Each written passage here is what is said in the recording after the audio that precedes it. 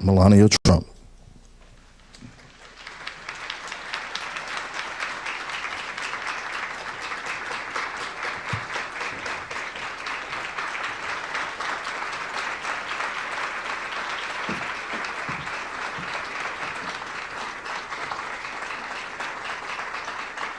Good morning.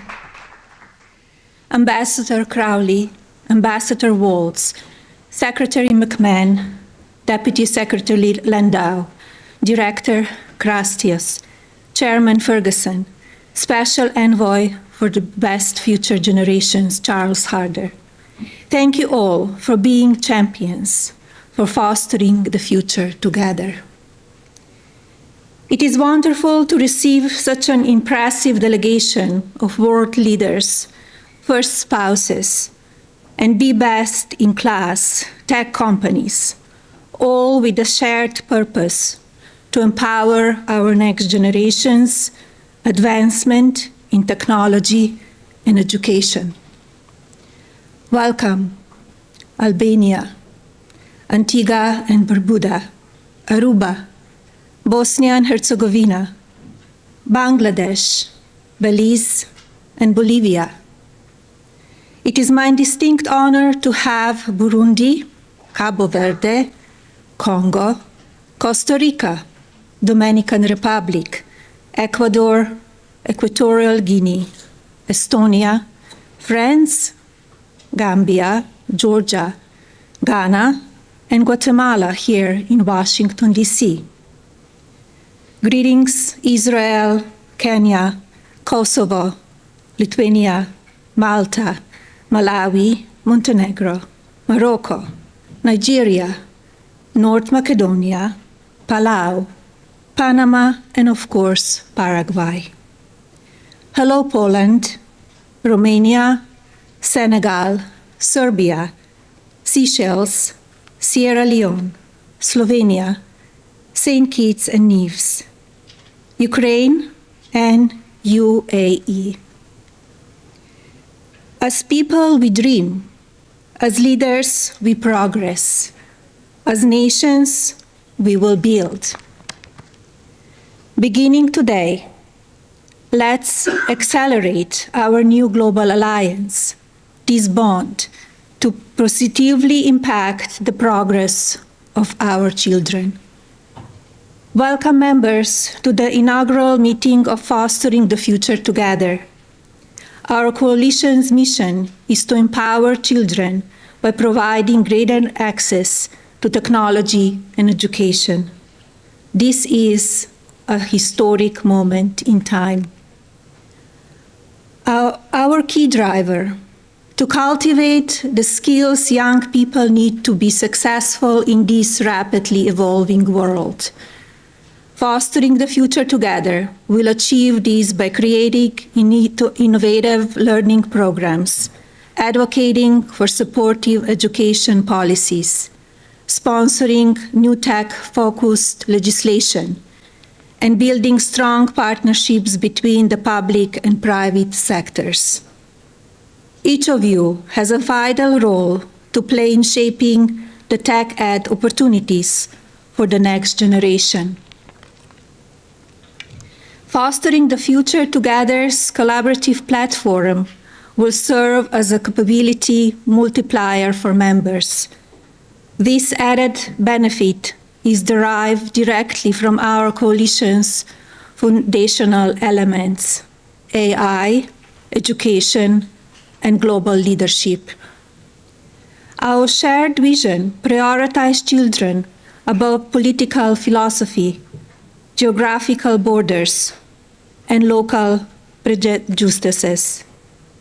To turn this vision into action, I invite each of you to participate, commit to hosting a regional meeting, conduct a research study, advance new partnerships, collaborate with another member nation in your region of the world. Magic happens in our nation's capital, particularly when the private and public sectors join forces. Today's meeting is unprecedented. I commend America's leading companies for convening with us today. Never before have so many tech visionaries stood before such a large global audience of leaders in the State Department and the White House over the two-day period. Nowhere else could such a concentration of excellence be assembled, from AI pioneers like OpenAI, Palantir, and xAI, to tech platforms like Google and Meta, creative engines like Adobe and Microsoft, plus human connectivity through Zoom communications. This room is filled with extraordinary human capital. Leaders, harness it to elevate your children, to empower your people, and to accelerate your economies. Our Coalition for Leaders will improve our future, but only by supporting concrete initiatives that equip young people with the skills and knowledge they need. Together, let's invest, expand success, and create opportunities for education and technology. I wish everyone great success during Fostering the Future Together's Global Coalition Summit. There is much to accomplish over this two-day period, and this is only the beginning. Thank you.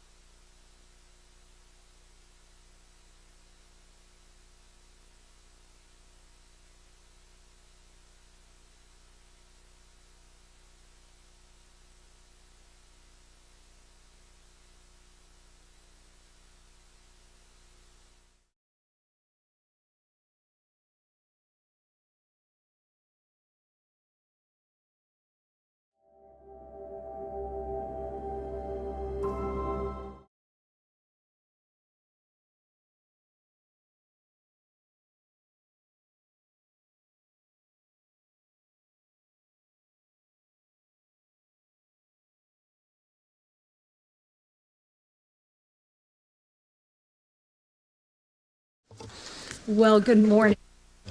Good morning, Your Excellencies. I am Ambassador Monica Crowley, Chief of Protocol of the United States, and it is such an honor and a delight for me to join you here today in this incredibly important initiative launched by the First Lady of the United States, Mrs. Melania Trump. We are so honored to be joined by first spouses, distinguished guests, and industry leaders here at the United States Department of State. What a delight to hear those opening remarks from our First Lady, Melania Trump, who has gathered us all here today under the auspices of her visionary Fostering the Future Together initiative. We now look forward to hearing from all of you as we kick off our working session. The working session will be divided into 4 different topics: artificial intelligence in education, EdTech tools, digital literacy and skills, and safety and protection online. We have allotted 20 to 40 minutes for each discussion. Your moderators will be senior U.S. government officials who possess leadership and expertise in today's subject matter.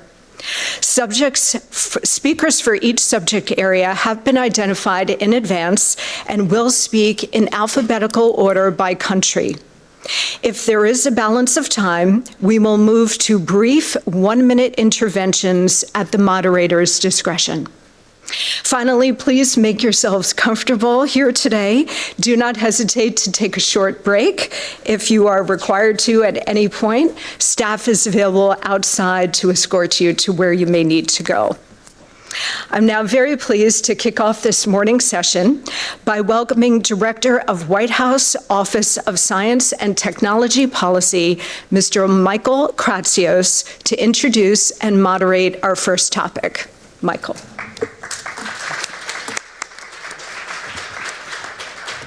I want to thank First Lady Melania Trump for hosting today's Fostering the Future Together Global Summit. This is a historic convening of dozens of First Ladies and gentlemen from around the world at a truly critical inflection point as our nations navigate the future of children and technology. As the President's National Science and Technology Advisor, I work closely with the First Lady and administration leaders here today on policies to ensure America's children can thrive in the digital age. Just last week, the White House released a national legislative framework for AI, which called on Congress to strengthen online protections for children. At the same time, we are working to proactively prepare and empower young people to fully realize the benefits of AI. The United States is committed to expanding AI education in K-12 schools nationwide. Our First Lady herself has spearheaded many of our AI education initiatives, launching the Presidential AI Challenge and securing hundreds of millions of dollars in commitments from the private sector and nonprofits to provide free AI tools to students, educators, and parents. We're also working closely with the Department of Education, the Department of Energy, and the National Science Foundation to invest in and expand AI education programs, especially those that help teachers learn to teach about AI at different age-appropriate stages. The most important thing we can do collectively to set the next generation up for success is to prepare them to use, understand, and build AI. And that starts with K-12 classrooms. Every student should learn basic foundational knowledge about AI, what algorithms are, how machine learning works, what technology is good for, and what is it that their limitations are. Teaching about AI in K-12 isn't only about inspiring future STEM leaders. Every career path will use AI as a tool in some way, so every child should be able to fully take advantage of AI applications with confidence and with responsibility. Recognizing that AI in education is a pressing issue all around the world, we very much look forward to the robust discussion and insights that will take place today. Thank you. Thank you so much, Mr. Kratsios. Okay, let's open our discussion here today. I would first like to invite the First Lady of Bosnia and Herzegovina, Mrs. Mirela Becikurovic. Her Excellency, where are you, please, ma'am? Here. There you are. Please, the floor is yours. Thank you. Respected First Lady Melania Trump, esteemed First Ladies and gentlemen, Excellencies, distinguished guests. It is a great honor for me to be here today and to participate in a discussion that shapes the future of our children. Artificial intelligence in education. I thank the First Lady, Melania Trump, for the invitation and for her initiative to bring us together to discuss this important topic. Today, we live in a time of rapid technological changes. Artificial intelligence is already changing the way we learn and communicate. Children who sit in classrooms today are growing up in a digital world. Because of this, education systems must find ways to use technology responsibly and for the benefit of students. Artificial intelligence can be a powerful tool in education. It can help teachers better understand the needs of students and help children learn at their own pace. But technology itself is not a solution. Teachers remain essential for the development of curiosity, values, and responsibility in children. It is therefore important that we use artificial intelligence as a tool of support to teachers and not as a replacement for them. In Bosnia and Herzegovina, we also recognize the importance of the digital transformation of education. Our universities and researchers are increasingly working on the development and application of artificial intelligence, and in our education system we are strengthening students' digital competencies. Children learn how to use technology, but also how to think critically and responsibly. At the same time, we are aware of the challenges. Questions of ethics, security, and the protection of children in the digital space must be at the center of our policies. As a mother, I believe that education is the most important investment in the future. Our responsibility is to give children the knowledge and values to use technology in a way that connects people and builds a better society. Thank you for your attention. Thank you so much, Your Excellency. Now I am pleased to invite the First Lady of the Republic of Burundi, Her Excellency Angeline Nayadisha Maye. Madam. Excellence, Madame Melania Trump, Première Dame des États-Unis d'Amérique. Excellence, chères sœurs, Première Dame, Mesdames et Messieurs, tout protocole observé, bonjour. C'est avec une grande joie de parler avec vous du rôle que joue la technologie, l'éducation, l'intelligence artificielle et la littérature numérique.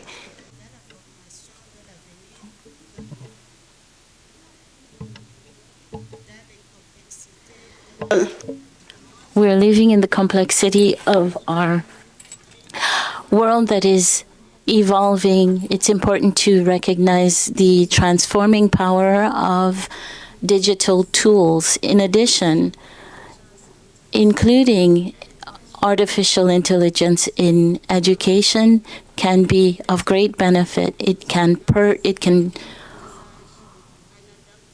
customize learning by adapting to the individual needs of students. It can also help teachers follow progress of students and integrate teaching methods based on scientific research. However, with the advances of our responsibilities, while we promote digital literacy, we must also prioritize security and protection. It's important for our students not only learn how to use technology, but also understand the importance of navigating digital spaces in a responsible and safe way. By investing in digital tools and including artificial intelligence and encouraging curiosities and promoting security, we can cultivate future generations of learners, not only to acquire knowledge, but also to innovate, research, and create solutions. Thank you. Thank you very much, Madam. It's now my pleasure to invite to deliver remarks the First Lady of the Republic of Serbia, Her Excellency Tamara Vučić. Madam. Thank you very much. Distinguished First Ladies and Gentlemen, at the outset, I would like to extend my deep respects and support to Madame Trump by following her instinct, and we women certainly do have it, giving the form and the contents to her vision and for gathering us here. We are writing history today. Ladies and gentlemen, we live in two worlds, digital and real one, offline and online, and we can neither ignore nor ban them. The Republic of Serbia is guided by the fact that well-being in digital environment, just like in the real life, is a path for personal development which requires education, not only limitations. Therefore, instead of short-time prohibitory measures, we promote the digital immunity. Our objective is not to isolate children, but to make them stronger in order to recognize the danger. Serbia has introduced computer programming to all elementary schools and a subject called the digital world starting from the first grade. The fundamentals of understanding artificial intelligence have become part of the curriculum in elementary and secondary schools, and according to UNESCO data, we are one of only 11 countries in the world that successfully implemented this. What we are especially proud of is that the digital transformation in education has been accompanied by improvements in the system for child protection. The National Contact Center for Children's Safety on the Internet, Smart and Safe, has been established as a system of direct support for children, parents, and teachers. This is the first and so far the only institutional mechanism in the region that addresses the prevention and response to threats against children in the digital environment. Ladies and gentlemen, Serbia is today the chair of the Global Partnership on Artificial Intelligence and proudly becoming the member of the Fostering the Future Together Global Coalition. To conclude, technology is neither good nor bad. Technology, in my opinion, is our test of humanity. This coalition gives us strength and the framework to successfully pass this test. Serbia stands with you, with this coalition, to the benefit of all our children. I thank you. Thank you very much, Madam. Merci. We do have a few gentlemen with us today, and now I am delighted to welcome to deliver remarks the first gentleman of the Republic of Slovenia, His Excellency Aleš Musar. Spoštovana prva dama ZDA, distinguished First Lady of the United States, dear colleagues and friends. When a high school professor of chemistry requested that all of us should, by the end of the month, have calculators, it was met with astonishment and even outcry among some of our parents. For centuries, everyone made calculations by hand. Why should we change this venerable practice? It will leave more time for chemistry, argued my professor. Your children will get better education. This little episode happened in 1980.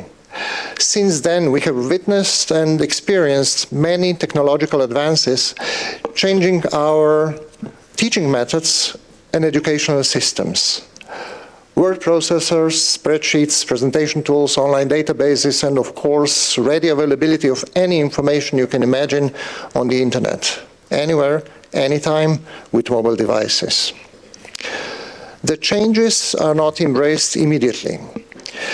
We have seen the pattern of first ignoring, then resisting, and finally incorporating new technology in our curricula and teaching by solving an eternal dilemma: how to convert something that is seen as a tool for cheating into an educational tool. We are struggling with that in Slovenia. With plenty of great private initiatives, curriculum is lagging behind, and I hope this coalition will help us embrace change faster, because we are now on the brink of the most profound change we have ever seen. Artificial intelligence brings into education both amazing opportunities and significant challenges. I am thankful to the First Lady of the United States to show the leadership in bringing the first spouses of the world together with the intent to wield whatever soft power we have for ensuring a better future for our children. Sharing best practices and educational tools based on artificial intelligence and fostering their availability to all children is a worthy cause. I believe it is equally important and a truly visionary proposal to establish a think tank, which I see as a long-term forum for discussing, examining, and resolving ethical dilemmas and risks of the impact of artificial intelligence on children, and which I would be ready to join. In fact, introduction of AI, not only in education, but in all spheres of human activity, is a challenge for humanity as a whole. Autonomous AI systems may radically change our societies, we are being warned. How can we ensure that human ethics is built into AI? Will it reach a point of singularity? Humanity has solved these dilemmas more or less successfully many times in the past, in science fiction books and movies. Now we have to do it for real. We only have one shot. We better get it right. Thank you. Thank you very much, sir. I am now very pleased to welcome the First Lady of Ukraine, Her Excellency Mrs. Olena Zelenska. Thank you so much. Dear distinguished guests, dear colleagues, I'm honored to join the Fostering the Future Together coalition, and of course I want to thank the First Lady Melania Trump for this important initiative. Today the world is becoming increasingly unstable, and in these conditions every country is searching for the answer on a question how to preserve resilience while continuing to develop. And Ukraine already has this answer. It would be no exaggeration to say that besides the resilience of our people, it is precisely digital systems that help Ukraine remain functioning state even during a war. Since 2019, we've been developing a state-in-smartphone model, a model in which key public services become accessible anywhere through a simple digital interface. This is realized through DIA, not just an app, but fast, clear state-people interaction. Because technology is not only about convenience, it is about the state's ability to function. And while digitalization ensures nations' resilience, education determines its future. For us, this is the matter of principle. No child and no adult should lose access to education regardless of the circumstances. That is why we are building a comprehensive digital education ecosystem. An important part of it is DIA Education. This is a national edutainment platform that combines learning and practice with a focus on skills needed in a modern world. The platform offers hundreds of educational products, short video courses, real-life job stimulators, interactive modules, and certification programs. On the DE-Education platform, a dedicated section is about online safety and cyber hygiene. The content is adapted to different ages and different levels of proficiency. We view cyber hygiene as a new basic skill. Just as humanity once learned to take care of physical hygiene, and it is not a one-time action, but daily practice that builds resilience and helps prevent most common threats. At the same time, we are developing solutions for school education. At the initiative of the President of Ukraine, MRIA was launched, a unified digital education ecosystem for students, parents, and educators. MRIA brings together all key elements of the learning process, from educational materials and schedules to communication and assessment. For students, it offers the opportunity to learn in a convenient format, track their own progress. For parents, it provides visibility into their child's learning progress and enables them to stay engaged in the process. For teachers, it allows for better planning and reducing administrative workload, but most importantly, it represents a shift in approach. Education is no longer one size fits all. It is gradually becoming flexible and capable of adapting the needs of each child. Nearly 3,000 schools from all regions of Ukraine are already connected to MRIA, every fourth educational institution in the country. This year, we plan to connect around 7,000 educational institutions and increase the number of users to 1.5 million. In 2026, the pilot of MRIA preschool it will begin in 6 regions of Ukraine. So we adapt that platform to the needs of the youngest users and make the system truly continuous from the kindergarten to school. And we are already looking forward. In 2025, Ukraine launched a National Center for Artificial Intelligence Development, the Win-Win AI Center of Excellence, which is working on integrating AI into key sectors of the state, including education. Ukraine commits to further investment in digital infrastructure, education technologies, and AI-enabled learning to prepare the next generation to thrive in a digital age. That is why we are joining Mrs. Trump's initiative. We see this initiative as an important step toward elevating the issue of child development and education to the global level and bringing countries together around a shared responsibility. Ukraine is your reliable partner in it. Thank you once more. Thank you very much, Madam. Now I am delighted to welcome the partner of the President of the Republic of Romania, Mrs. Mirabela Gradinaru, for some remarks. Thank you. Dear First Ladies and gentlemen, esteemed participants, first of all, I want to extend my gratitude to our gracious host, First Lady of the United States, Mrs. Melania Trump.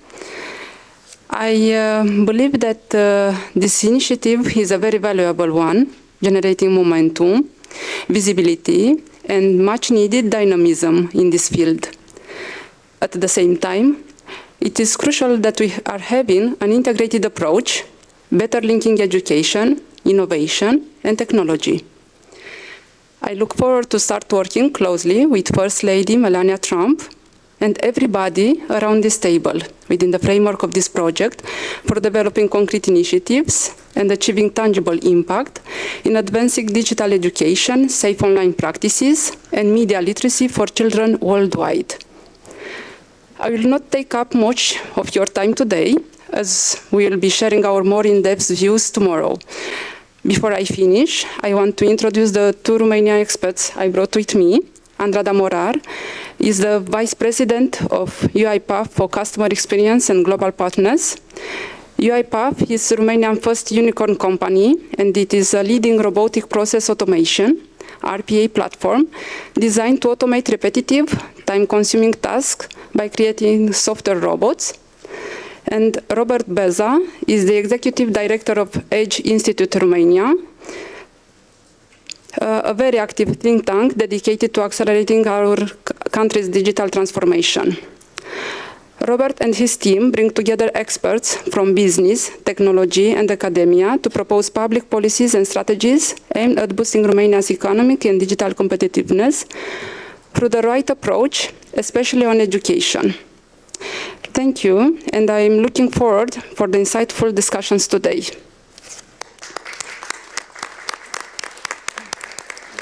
Thank you very much, Madam. Now I'd like to invite the First Lady of the Republic of Estonia, Mrs. Sirje Karas.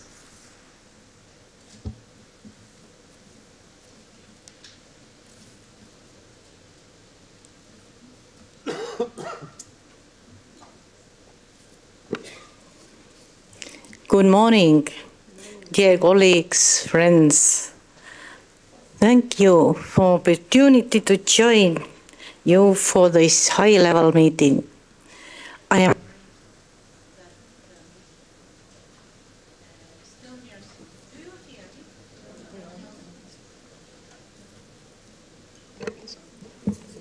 Maybe Yeah. you can. No? No? Okay. I got very Yes, now we can hear I you. got very good friend here. Thank you. I am grateful that Estonia's experience can be shared in this coalition.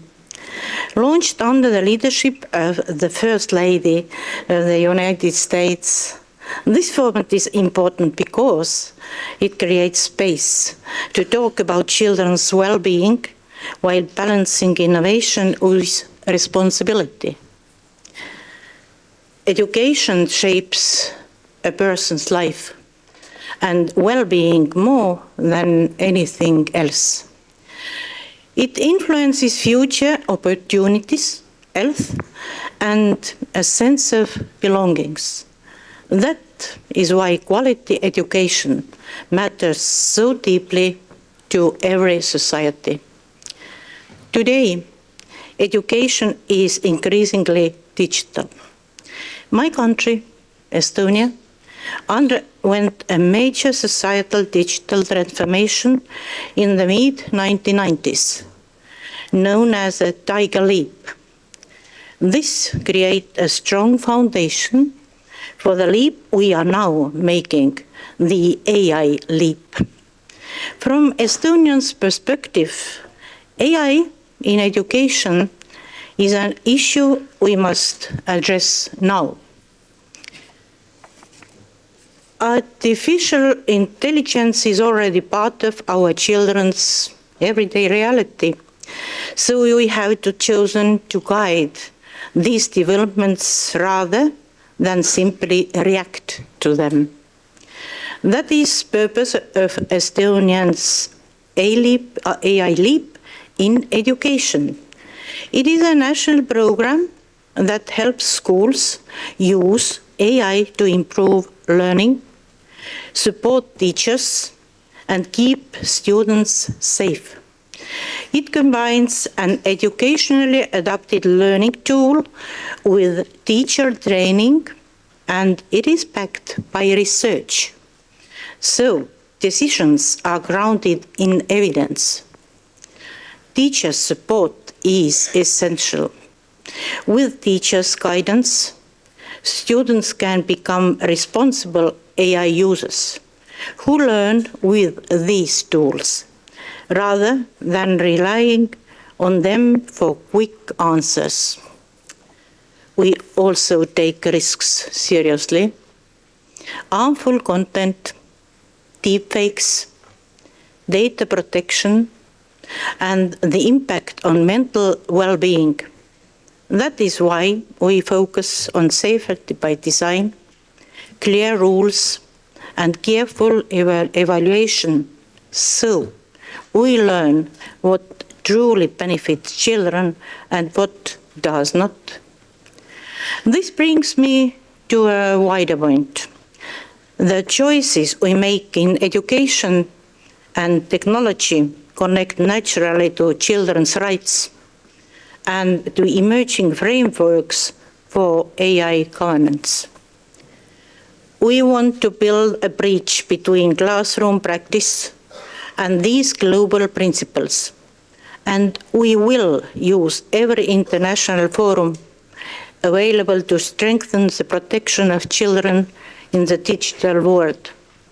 This includes our current roles as a member of the United Nations Human Rights Council and as a co-chair, together with El Salvador, of the United Nations Global Dialogue on AI governance. In 2026, Estonia is also honored to serve as a chair of the executive board of UNICEF. We aim to convene a special session of the executive board on innovation in education. We wish to raise awareness of the opportunities that technology offers to make education more accessible for children, as well as the need to ensure these technologies are safe and secure. Thank you for your commitment to children, to learning, and to a safe future in the digital age. Thank you, everybody. Thank you, Madam. Now I'd like to invite the First Lady of the Republic of Costa Rica, Her Excellency Signe Zaitkete. Good morning. Welcome. Signe Zaitkete. First Lady Melania Trump, Excellencies and fellow First Spouses. Thank you for bringing us together, and thank you also for coming together. This coalition matters. It matters because the digital world is no longer a separate place where our children go. As the First Lady of Estonia mentioned, it is the environment in which our children live. Environment that shapes their minds every day and in real time. Artificial intelligence is already in their phones, it is in their homework, it is in the very question they ask about the world. As we gather here today for the initiative Fostering Future Together, the question before us is simple yet profound. Will we guide them, or will we leave them to navigate this frontier alone? In Costa Rica, we chose to act early. In 2024, we launched our National Artificial Intelligence Strategy, and this is the first of its kind in Central America. From the very beginning, we made one decision clear. Children come first. And this is not a technical issue for us. It is a public responsibility. We are building our artificial intelligence with ethics, with safeguards, and with a human-centered purpose. And we are already seeing the results. Today, over half of our teachers using artificial intelligence to support students with special needs or spark innovation, and this is a rate well above the OECD average. To ensure that our teachers are never left behind, we also created one of the world's first national artificial intelligence guide for educators. This guide ensures that technology serves as a partner that automates routine tasks, giving our teachers back time they need for what matters. And this is socio-emotional support of our students. We are also providing that innovation has no borders. In Costa Rica, internet access is a constitutional right. And we have reduced the digital divide in vulnerable communities by 22 percentage points. Through our Hummingbird project, we are bringing artificial intelligence-driven literacy to our most remote one-teacher schools in the mountains and coasts, ensuring that a child's zip code never defines their digital destiny. But let us to be clear, access without safety is not progress, it is exposure. When technology arrives before guidance, we see confusion and misuse.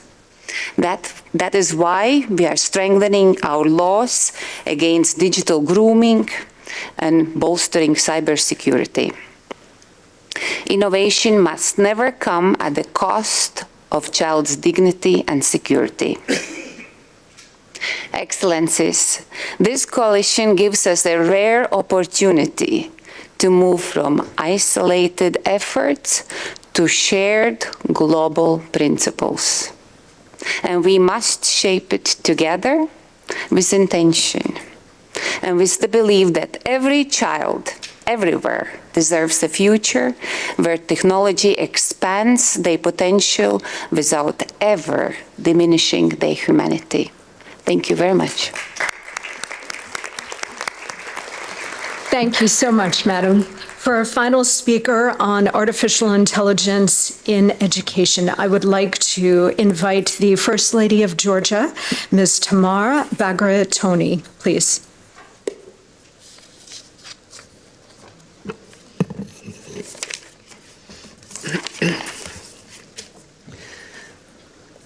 Distinguished First Ladies, honorable guests. First, I would like to convey my heartfelt thanks to our host, Mrs. Melania Trump. The history will remember her, who brought around 45 nations together and turned a mother instinct into a global movement. I represent the nation with a history stretching 3,000 years. Georgia, a country was once ruled by Queen Tamar, the first ever woman royalty referred to as a king, who believed that the leader's greatest is measured by how they protects the most in needs. Today we are united by one shared responsibility, the well-being and future of our children. I am fully committed to this as a First Lady, but first and foremost, I speak as a mother of four, one who understands personally the context representatively of protecting a child's well-being. Every parent who knows the quiet tension we carry, the will to protect our children for harm, at the same time allowing them the freedom to grow, to explore, and the benefit from the opportunities of the rapidly advanced world. This balance is not simple. It is a daily struggle, silent, invisible, but very real, shared across families everywhere. We cannot choose between safety and development. Our responsibility is to ensure both. This is why thoughtful solution matters so deeply. Solution that allows our children not only to strive and to innovate, but also remain open, curious, and connected, free to play and engage and step into the future with confidence. In Georgia, we're undertaking important steps towards comprehensive digital transformation. Our nation approach is guided by the principle of the middle way, a framework that seeks to balance technological innovation with the protection of human dignity, fundamental rights, and above all, children's safety. Thank you for your attention. Thank you, Madam, and thanks to all of you for a very interesting and very important initial conversation on AI in education. I would now like to welcome the U.S. Secretary of Education, Linda McMahon, to introduce our second topic.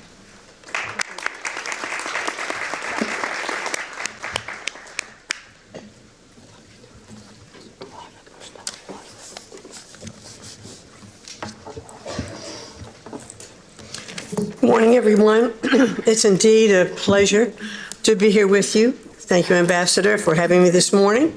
And I'd certainly like to thank our remarkable First Lady for assembling this talented group of first spouses, policymakers, and industry leaders to discuss how we can harness AI to enhance education and equip students with the digital fluency today's jobs require. And just to step aside for 1 second from my prepared comments, I would just like to say how impressed I am with all of the comments that I have heard so far this morning. The sharing of the thoughts of mothers, of leaders of countries who bring their passion for not only their own children, but the children of their countries. So I welcome those remarks. I am so grateful to hear this and for all of us to understand that there is no one size fits all, and that as we all are in our respective countries and communities and industries, thank you all for this devotion and commitment to not only embracing AI, but to also understanding its use as a tool, but that it must have guardrails so that our children are protected and can benefit from the greatest aspect of embracing this technology. So thank you for that. Artificial intelligence is a technological leap on par with the invention of the printing press and the rise of the internet. It is no longer just a transformative technology, but a foundational one that is already shaping the world around us. In education especially, it can serve as a powerful equalizer, opening doors of opportunity for students and expanding access to quality learning. And I've seen this firsthand in my 50-state tour while visiting the Alpha School in Austin, Texas, where each student has an individual AI tutor for the first 2 hours of the day that can identify their individual needs and help remediate their lagging learning spots. The genius of the Alpha School is how an AI-supported, customized learning path is guided by a teacher to personalize support for each student, to help students explore their life goals, and to teach them the skills necessary to achieve them. As a result, their students are mastering material at a pace over 2 times faster than national benchmarks. Seeing models like this of success around the country demonstrates why the responsible integration of AI in our classrooms has been a top priority of mine as the Secretary of Education. We have already dedicated millions of dollars in grants to support projects that use AI to bolster student access and success, and we are proud to support the First Lady's Presidential AI Challenge, which has inspired citizens to submit AI proposals and technologies that solve problems in their communities. But this is only the beginning. Under the First Lady's leadership, today's discussions will help us envision a set of best practices for AI in education worldwide.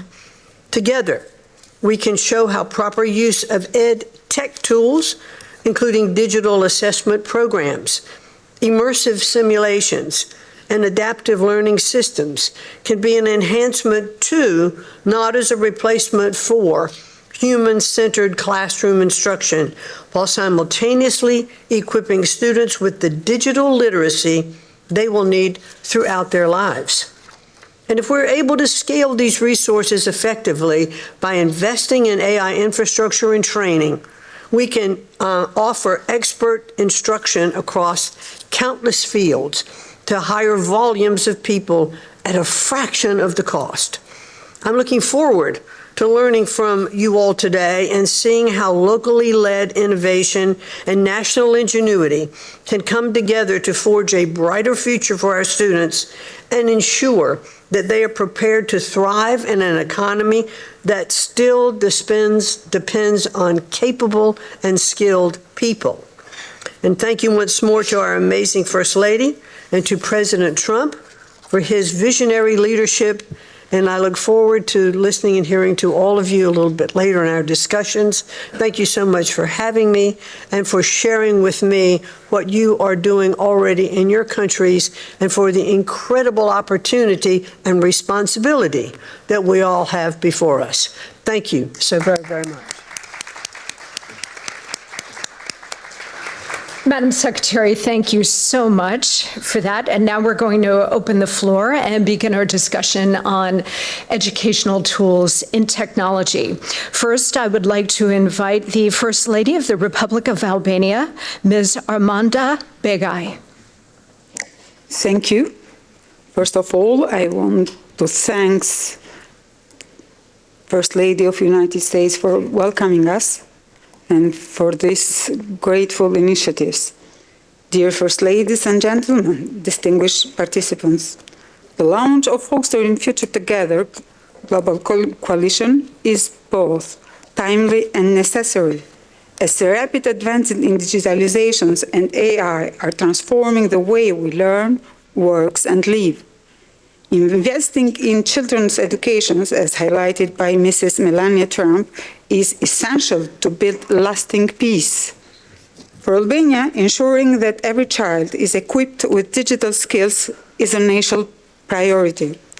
Through the Digital Education Action Plan, we are strengthening connectivity, improving the digital infrastructure, investing in teacher training and modern learning methods. We are also focusing in early education. Our goal is not only for child to use digital tools, but to understand, shape, and lead in AI world.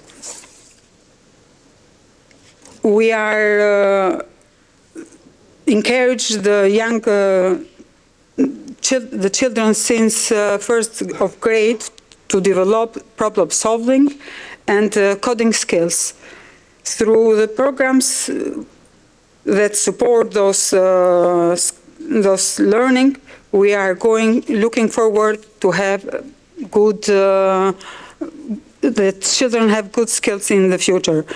We also are placing a strong emphasis in online safety. Of course, change remains, particularly in bridging gaps between rural and urban areas. And in this regard, we strongly support the objective of coalitions, especially its efforts to make advanced technology accessible to children, educators, and families.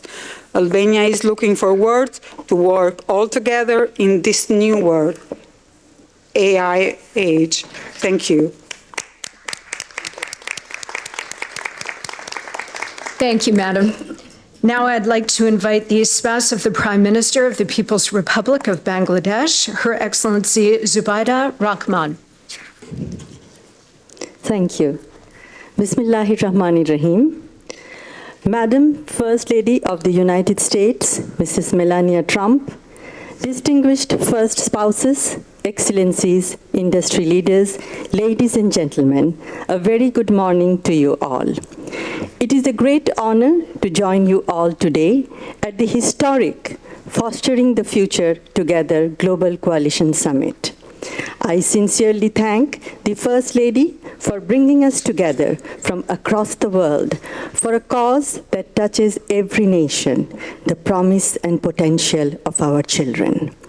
We recognize that the future of every country is written in the lives of its children. The care we provide today, the education we invest in, and the values we nurture will shape the nations they build tomorrow. I come here at an important moment for my country. Under the leadership of my husband, Tariq Rahman, the Prime Minister of Bangladesh, our recently elected democratic government has taken office with an overwhelming mandate to build a more inclusive and forward-looking nation. Our government has already launched initiatives such as the Family Card and Farmers Card, providing financial benefits that strengthen households and also ensure children grow in secure, nurturing environments. As a medical doctor, I'm deeply committed to ensuring accessible, quality health care for every child, focusing not only on treatment, but on prevention from the earliest stages of life. My work with the Ziaur Rahman Foundation and Shurobhi has further strengthened my dedication to advancing education, youth development, and community well-being. We believe that responsible use of artificial intelligence can transform education, especially in countries like Bangladesh, where access to trained teachers and resources remain uneven. Our government is equipping both teachers and students with the tools they need to thrive in a digital age. Our government is providing teachers with tablet computers, updating teaching materials, digital curricula, and innovative methods. Classrooms are evolving to include multimedia contents, encouraging teamwork, creativity, and moral development. Technology, particularly EdTech, plays a central role in reducing disparities between urban and rural communities. At the same time, we are committed to ensuring the safe and ethical use of these tools so that children grow in secure and supportive environments. Bangladesh has a strong legacy in empowering women. Former Prime Minister Begum Khaleda Zia advanced women's rights and introduced free education for girls up to grade 12. Our government is committed to ensuring free education for women up to postgraduate levels. Shahid President Ziaur Rahman laid the foundation of the garment industry, creating opportunities for millions of women. These efforts demonstrate that when women are empowered, families are strengthened and children prosper. We also recognize the importance of partnerships. By working with the private sector and our global partners, we aim to expand safe digital spaces, train teachers, empower parents, and improve the quality of education for all. With strong technological cooperation, we seek to connect every region, protect every child, and personalize every learning journey. Together, we can raise a generation that is resilient, compassionate, and prepared for the future. In closing, I express my heartfelt gratitude to the Madam First Lady of the United States. By sharing knowledge, learning from one another, and collaborating across borders, we strengthen not only our nations, but the future of our children and the world they will inherit. Thank you very much. Thank you so much, Madam. Now I am very pleased to invite to deliver remarks the First Lady of the Republic of Cabo Verde, Her Excellency Deborah Katisa Cavarlo. Thank you. Your Excellency, First Lady of the United States, distinguished First Ladies, my sisters, as I like to call you, Excellencies, distinguished participants. As a Cape Verdean, I'm truly honored by the invitation to be part of this global initiative.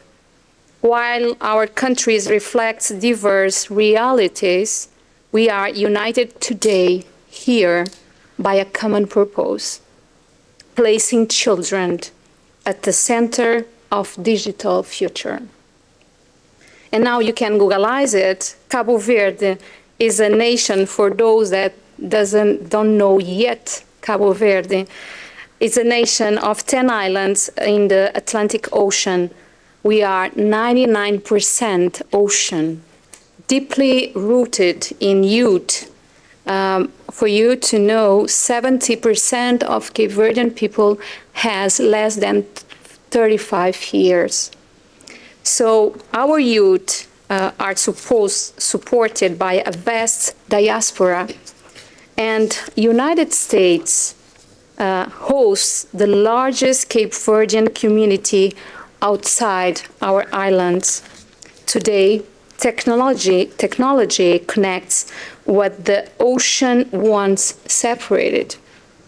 And our future is blue, digital, and profoundly dependent on the investment we make in our children.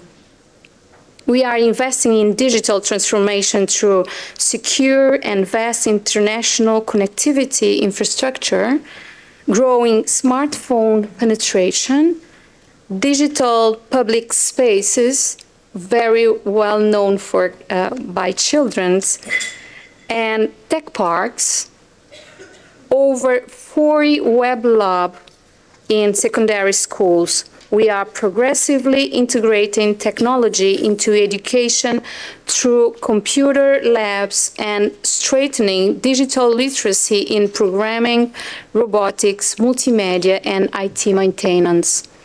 As a First Lady, I have actively contributed to reducing digital inequality by supporting access to device and connectivity for children and adolescents that are in vulnerable social and economic situations. It is in this context that we see artificial intelligence as a great way to at least three things: inclusion. And when I talk about inclusion, I remember Stephen Hawking. I know everybody knows who was Stephen Hawking. And I remember kids with special needs. Imagine all the kids with special needs with the access he had. All of them could give to the world, not only to a country, but to the world, the best potential they have.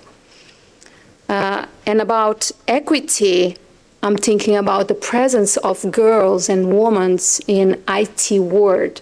We are underrepresented in this world. So we must prepare equipping our young people to thrive in a global world where their talents can flourish.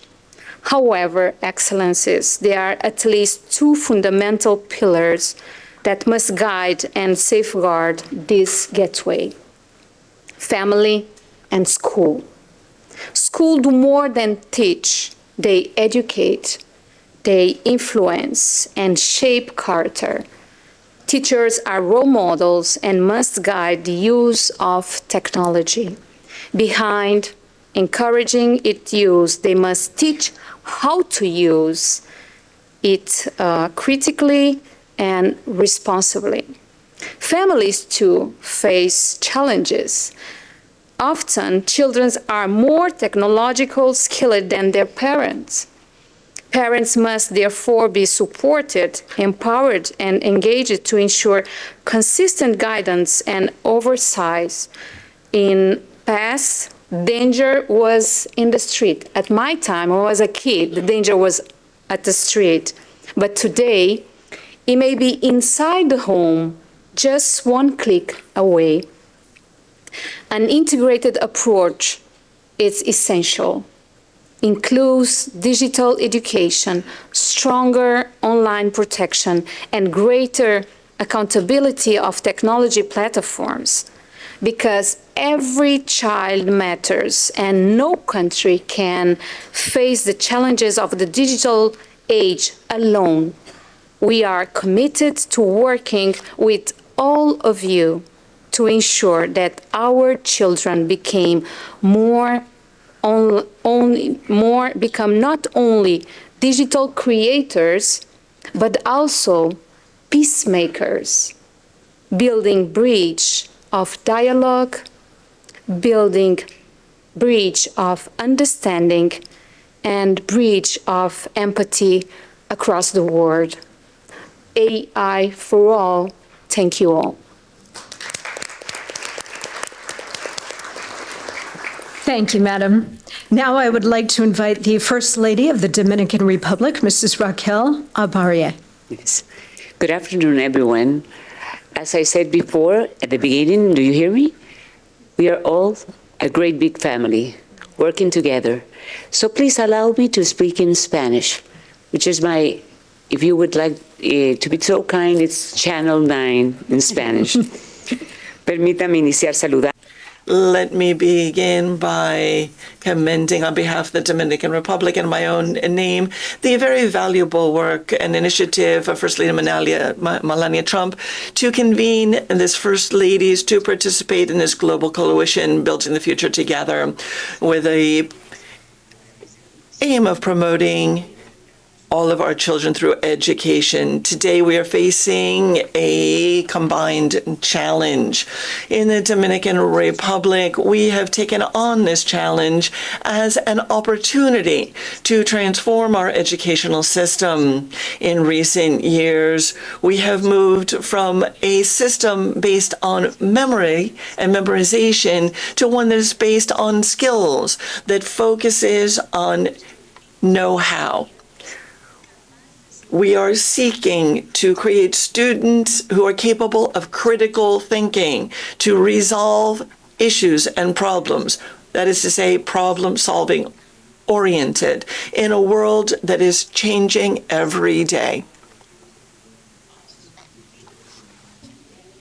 Teachers, la tecnología juega un papel fundamental. Technology plays a key role in this process. Today, it is an ongoing aspect, and it is part of everything that we are doing. It is cross-cutting in this regard, and we are training our teachers. We need to train our teachers, ensuring that technology is a teaching tool that is in its essence effective. As part of our efforts, we have created programs that are focused on understanding ITCs and the 21st century. One example is our educational robotics program, in which over 800,000 students have participated, strengthening capabilities in STEM, specifically through different competencies. Today, we understand that English is the language of technology, and as such, we've created the program English for a Better Life, which currently serves 82,000 secondary school students. Similarly, we are encouraging programs of inclusion and innovation that expand access to quality education through the use of technology. Lastly, let me highlight the responsible and safe use of digital tools backed by policies in data protection and cybersecurity. The Dominican Republic reaffirms its commitment to not fall behind, and specifically to not leave behind future generations. Through our 2030 digital agenda, we are working to create future citizens that are capable, responsible, and that they understand what the responsible use of technology and AI means. Thank you to Melania Trump, distinguished First Ladies and gentlemen, everyone. I am confident, fully confident, that this coalition will foster new and improved best practices for all of our boys, girls, and adolescents. Thank you. Muchas gracias, Madam. Now I would like to invite the First Lady of the Republic of Guatemala, Her Excellency Lucrecia Eugenia Penado Villanueva. Thank you for the opportunity, Your Excellencies. Mrs. Melania Trump, First Lady of the United States, and all other spouses of heads of state and distinguished guests. For Guatemala, it is an honor to participate in this initiative, Fostering the Future Together, and reaffirm of our compromise to a shared goal of protection and innovation, as well as education for children. I will also invite you, as we are in the American continent, to please use the adequate channel to listen to the rest of my participation in Spanish. Para Guatemala. For Guatemala, managing the digital transformation is a strategic priority in public policy is one of our priorities. And it is not only a priority, a technological priority, rather it is a priority that is deeply centered on people, on their dignity, and on their rights. Our goal in our country is to train students, teachers, their family, and our communities in general using direct information that is critical, creative, and responsible, so that we are ready to face the new era of this new wave of technology. We have a national strategy that consists of 4 pillars. First of all, there is a component of inclusion and cultural belonging, as there are 17 million people in our country, and half of our people live in indigenous communities, mainly of Mayan origin, as well as Garifuna or Afro-Guatemalan and Xinca. We have 22 languages that are spoken in the country, different from Spanish, with 7 to 9 of them being the predominant languages. Therefore, as a multicultural country, we are developing digital content and educational models that reflect our cultural diversity and our linguistic diversity for both teachers and students, so that they are able to use digital tools effectively. We seek to constantly respect our linguistic diversity and the local contexts in which these digital tools are to be implemented. For quite some time now, we have had intercultural bilingual educational programs. What do I mean when I say bilingual? I mean that Spanish may not be the mother tongue of the majority or a good part of our population. Therefore, the new revolution of artificial intelligence and this new phase in the digital era needs to include training in the languages that I mentioned, Maya, Garifuna, and Xinca, whereas digital tools may allow these students and teachers to learn and teach in their own languages and in their own cultural contexts. In addition, we have digital literacy and increased access to digital tools. We are creating capacities in our entire educational system to ensure that students and teachers are able to use digital tools effectively. When it comes to artificial intelligence in education, we are also working on including it responsibly to promote personalized education and decision-making that is based on data and guided by UNESCO principles that ensure an ethical, person-centered focus and centered on people's rights. Next, we have online security.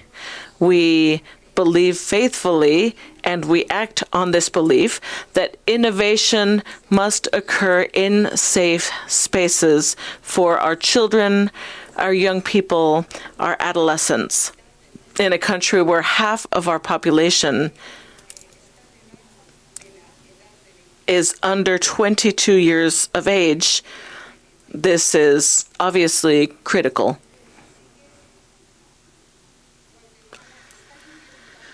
Guatemala, then, is implementing actions at the national level that are coordinated to prevent digital risks. These include strategies led by our Office Against Sexual Violence, Exploitation, and Human Trafficking. We also recognize that this challenge evolves quickly. There are new threats, such as damaging content generated by AI itself, by other encrypted platforms, and transnational exploitation networks. Therefore, we need more coordination at the institutional level. We need to be better able to investigate digital crimes, and we need a more integrated response at the national level. We are committed to that, and that is what we are currently doing. So we strengthen existing platforms to manage prevention and response to these threats. There are digital complaint mechanisms, prevention campaigns, and coordination mechanisms at the interinstitutional level that bring together education, security, and child protection. In closing, I would like to say that for Guatemala, this new digital transformation wave is a means. I'll repeat, it is a means to one of our largest ends, which is to reduce structural inequalities that for decades have held half of our population in levels of poverty and extreme poverty. So we have specific targeted actions so that inequalities do not increase, but rather are reduced during this new era, so that we may expand opportunities, strengthen our human capital, and contribute as well to holistic development. We are therefore committed to this group of leaders who are here today and those who may not be here today as well, so that we may advance and move from fragmented approaches to preventive, holistic strategies that are coordinated with all of you and all leaders from different sectors, because education, protection, and innovation must move forward together and ethically, focused on the protection of people. Finally, we would like to reiterate our desire to work with international partners to make sure that technology is a tool of equity, inclusion, sustainable development, and especially that it may protect and empower all children. Thank you very much. Muchas gracias, Madam. Now I would like to invite the First Lady of the Republic of Lithuania, Her Excellency Diana Nausėdienė.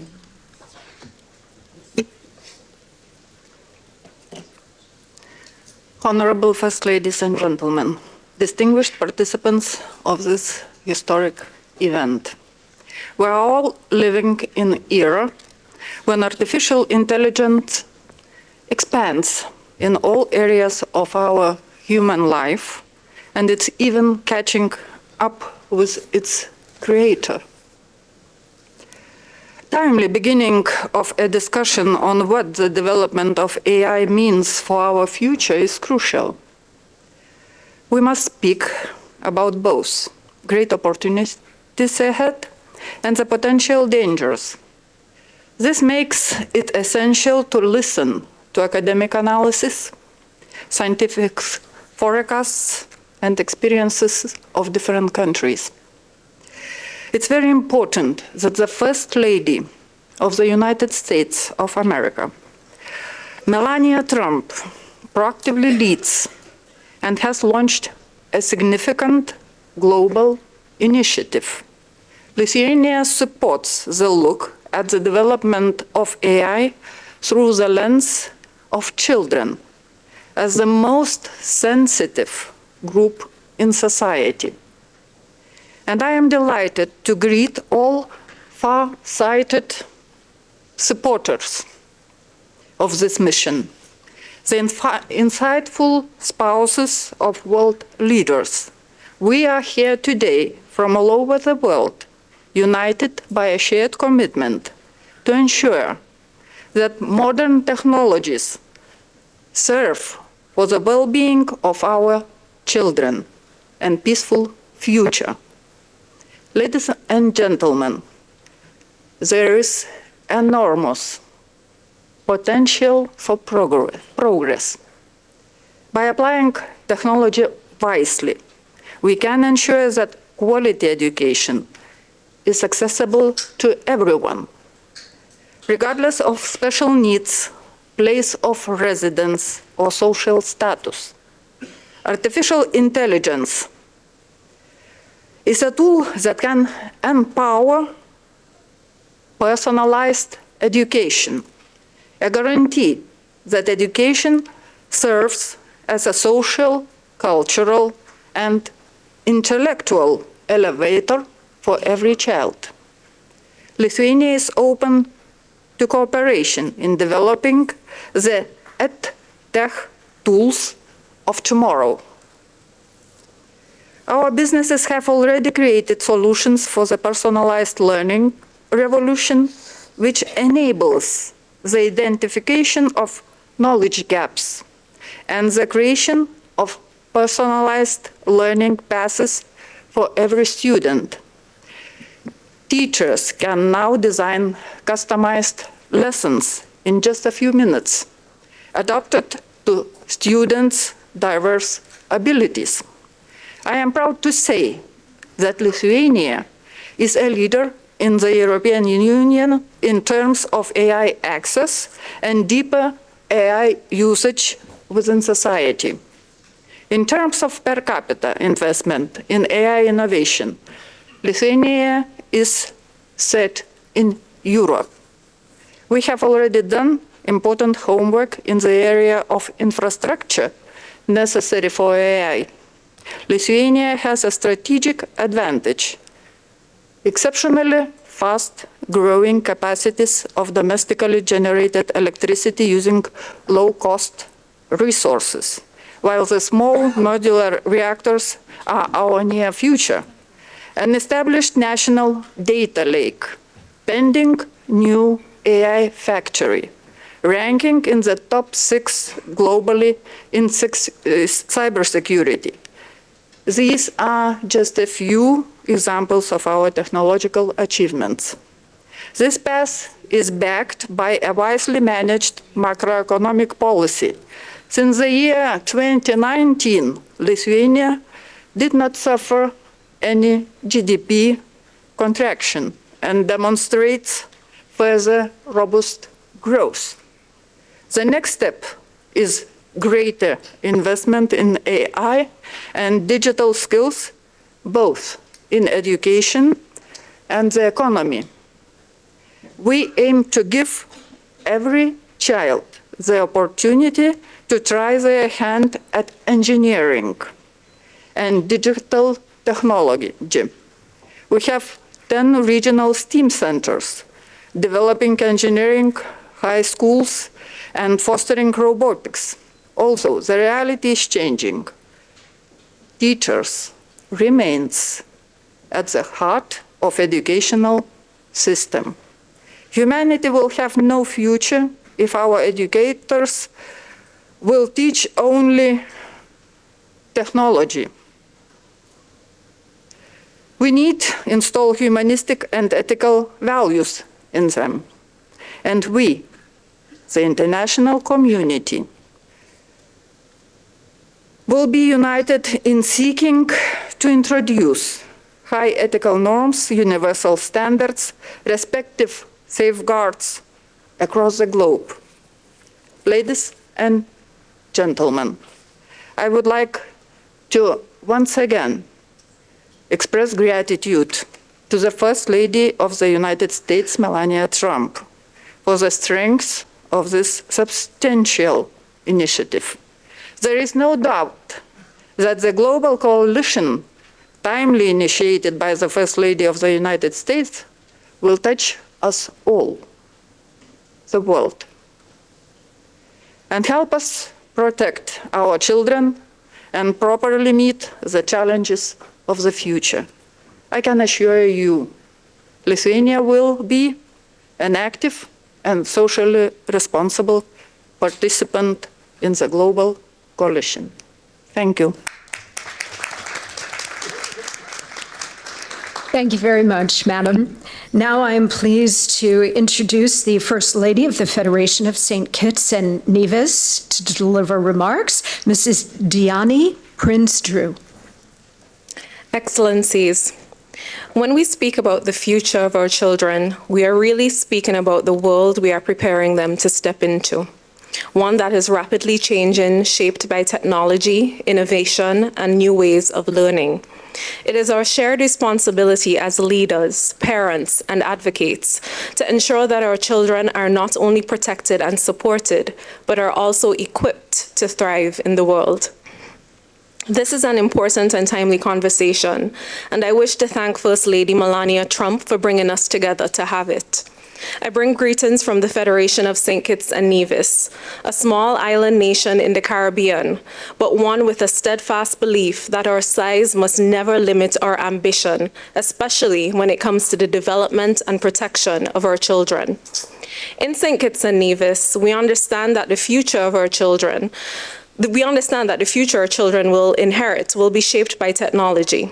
For this reason, our government has made deliberate investments to ensure that our young people are not just consumers of technology, but creators, innovators, and responsible digital citizens.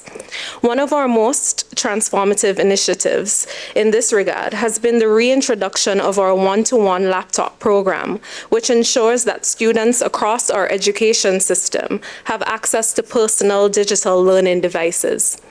The COVID-19 pandemic served as a global wake-up call. It revealed just how essential digital infrastructure and educational technology had become to the continuity of learning. In response, St. Kitts and Nevis accelerated investments in our digital education framework, strengthening connectivity, equipping classrooms with modern tools, and expanding access to technology for students and teachers alike. Today, thousands of students across our federation benefit from digital devices that support interactive learning, online collaboration, and access to educational resources far beyond the walls of the classroom.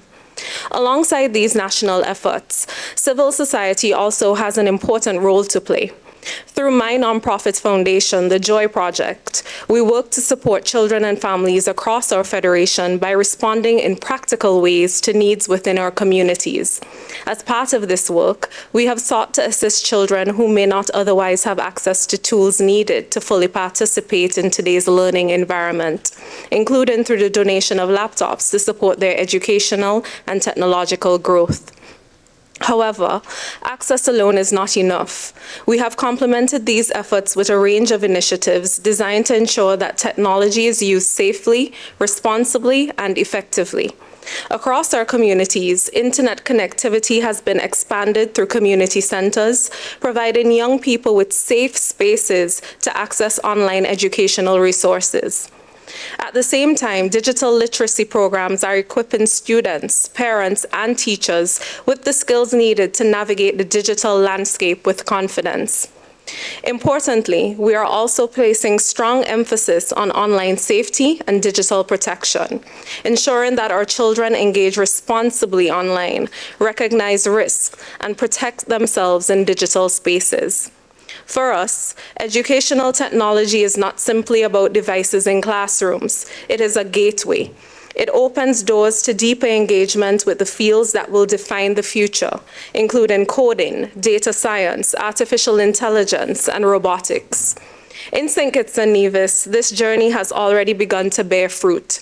Inspired by a growing interest in technology among our youth, a group of young innovators established the St. Kitts and Nevis Robotics Association, which is now playing a meaningful role in advancing technological innovation within our federation. Today, that same association is leading the development of a major national initiative, the National Digital Health Information System. This project aims to modernize healthcare data management through secure digital platforms that will integrate electronic health records, laboratory systems, pharmacies, and diagnostic imaging, enabling real-time access to patient information and improved health planning across our country. What makes this achievement especially powerful is that it reflects a simple truth. When young people are given the tools, the training, and the trust to innovate, they do not merely participate in national development, they help to lead it. Excellencies, colleagues, St. Kitts and Nevis may be a small nation, but our commitment to our children is vast. By investing in educational technology, strengthening digital literacy, and promoting online safety, we are preparing our young people not only to participate in the future, but also empowering them to shape it. Because when children are equipped with knowledge, guided by strong values, and supported by visionary and thoughtful leadership, even the smallest nation can help to build a brighter global future for all. Thank you. Thank you, Madam. And for our final speaker on this topic of education technology or EdTech tools, I would like to invite the First Lady of Equatorial Guinea, Her Excellency Constancia Mangue de Obiang.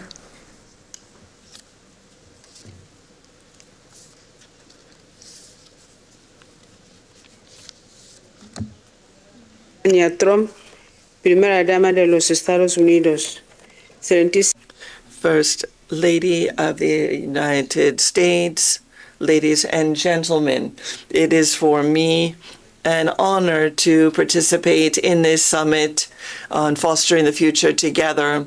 And I would like to firstly thank Her Excellency Melania Trump, First Lady of the United States, for promoting this initiative and for bringing us here together to share our perspectives on a common challenge, that is ensuring that our children grow up in an environment that is capable of grappling with the challenges of the 21st century.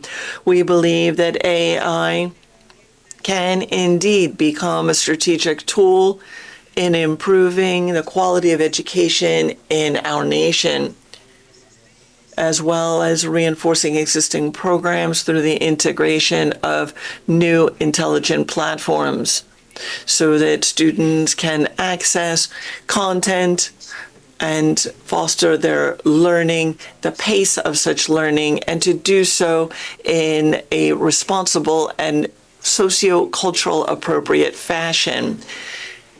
Equatorial Guinea is committed to the use of these new tools in education. We are convinced that working together, we can build a better future so that our children can enjoy the tools needed to learn, grow, and contribute to the development of our societies and an increasingly better world. Let me conclude by noting that our children are our future. All scientific and theological ideas have come to fruition as children have grown and become adults. This progress and process will continue and will certainly benefit current and all future generations. Thank you very much.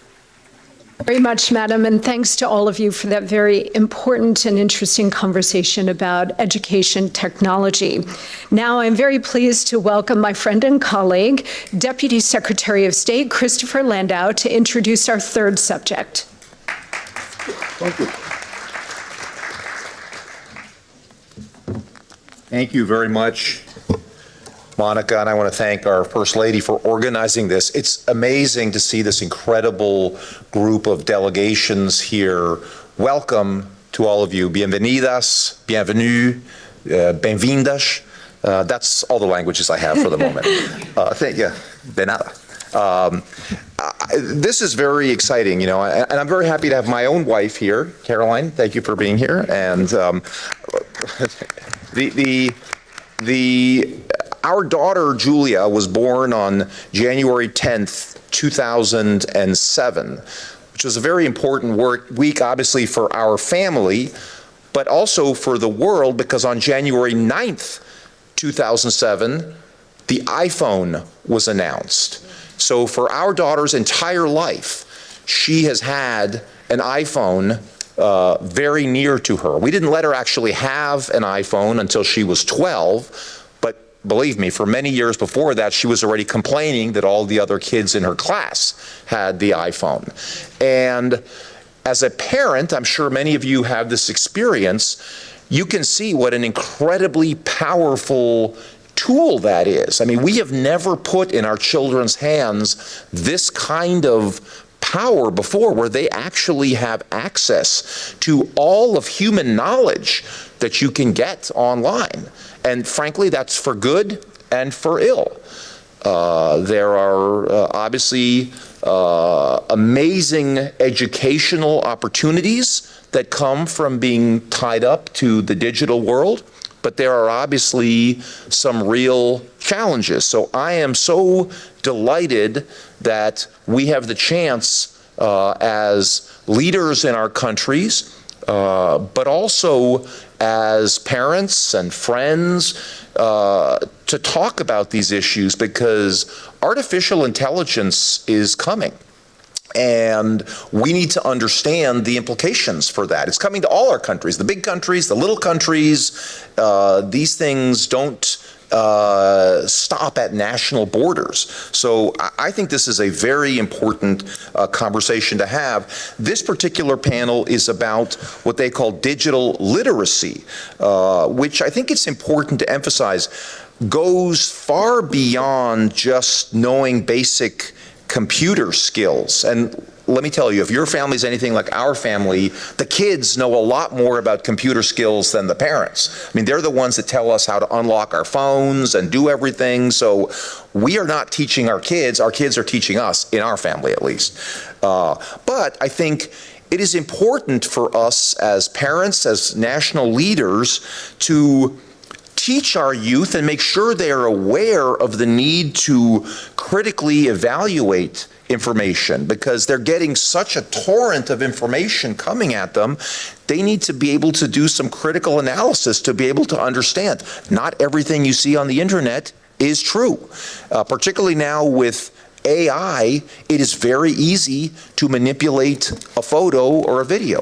In fact, it's really the only thing I know how to do on AI is to take a photograph and say, please add a flag behind me in the photograph. Or I just had a very nice photograph taken where we're all in black tie, but there was a car behind us. I said, please put us in front of a palace. And all of a sudden I had a photograph, the same photograph, we're standing in front of a palace. I mean, you can do lots of fun things, but that photograph is actually fake. It never existed. So I just think it's important for our children to understand the possibility for manipulation.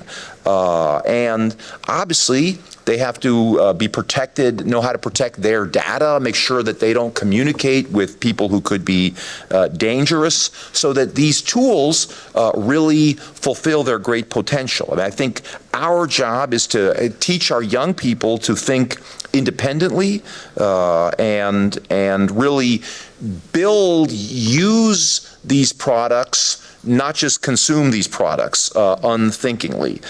So, you know, I think the First Lady's point is that digital literacy should supplement and supplant actual literacy, not, you should supplement it, but ultimately you still need actual literacy. I mean, nothing is going to ever replace that. And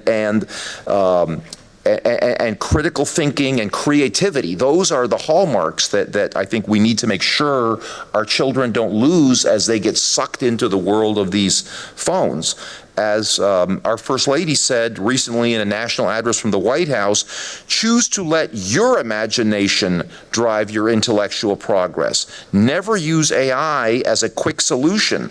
Be intellectually honest with yourself. Use AI as a tool, but do not let it replace your personal intelligence. And actually, I read just something the other day that somebody was talking to a very accomplished college student from Stanford, and that student couldn't even finish sentences because he had gotten so used to working with AI that it was a little bit alarming. So again, this is happening in real time, and I think before turning the floor over to our distinguished guests, I want to say that the United States is committed to advancing digital literacy as a cornerstone of our diplomatic and development efforts, working with partners to share best practices and support teacher training. So we're very eager to hear what our distinguished guests have to say in this panel. And I wish, by the way, we could have everyone here. I see we have a number of people who have been slotted to speak. I wish we could have opened this up so that everybody could speak. These are really important issues, and I just want to thank both the speakers and those who are in the audience today for their attendance. Thank you very much. Thank you, Mr. Deputy Secretary. For our first speaker on this topic, I would now like to call on the spouse of the Prime Minister of Belize, Her Excellency Rosana Briceño. Excellencies, distinguished leaders, colleagues, and friends, allow me to begin by extending my sincere appreciation to the First Lady of the United States, Melania Trump, for convening this dialogue and for ensuring that the well-being of children remains at the center of our global priorities. Belize definitely supports this initiative. Across the world, we are witnessing an unprecedented transformation in how children learn, connect, and grow. In Belize, we strongly believe that investing in children's education and well-being is one of the most powerful ways to build resilient societies. For us, the question is not simply how technology can enhance education, but how it can empower and unlock every child's potential. With this vision in mind, the Ministry of Education, Culture, Science and Technology continues to advance efforts to integrate technology into classrooms, strengthen the digital skills of both teachers and students, and improve the quality of education nationwide. These efforts are guided by the Belize Education Sector Plan and are grounded in a national vision of making education work for Belize.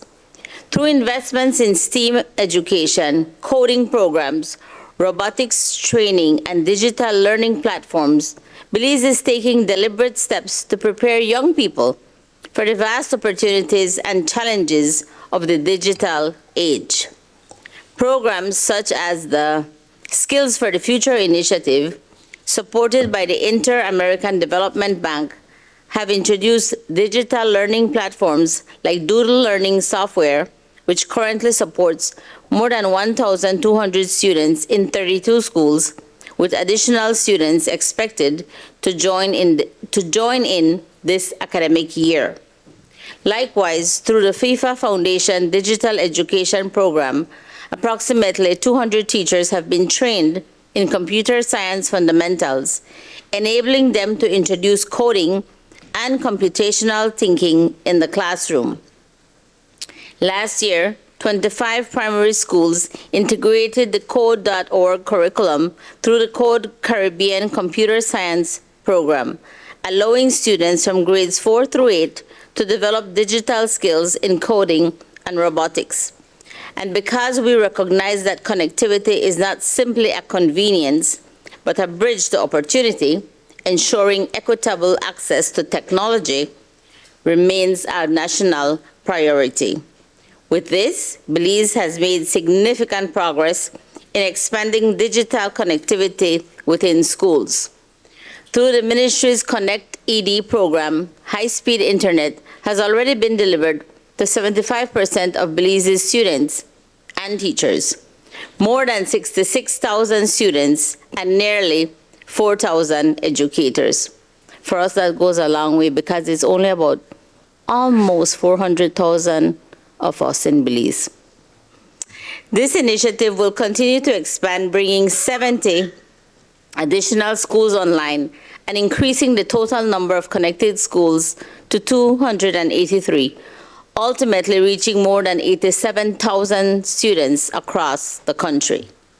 In 2024, the Ministry of Education launched the 501 Academy website, featuring digital resources and tools for teachers and students. This includes 3 AI chatbots, the 501 Teaching Assistant, the 501 Historian, and the Creole 501 Teaching Assistant. Creole is a dialect that we have in Belize.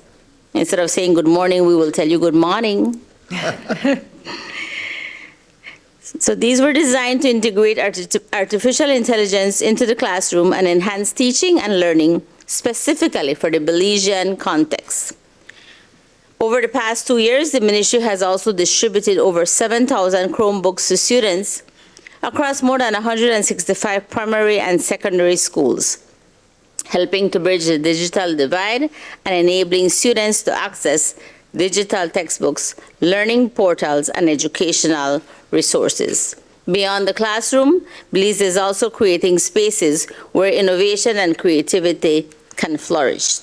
The ministry has launched 7 youth spaces across the country, transforming public spaces into innovation hubs where young people can experiment with technology, develop digital skills, and collaborate on new ideas.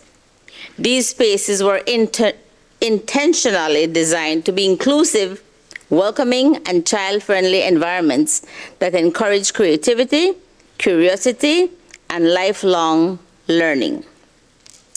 In February of this year, the government of Belize, through the Ministry of E-Governance, inaugurated the Digital Literacy Training for Citizens initiative. This initiative is designed to promote digital inclusion, enhance cybersecurity awareness, and equip Belizeans of all ages with the essential skills required to effectively navigate an increasingly digital landscape.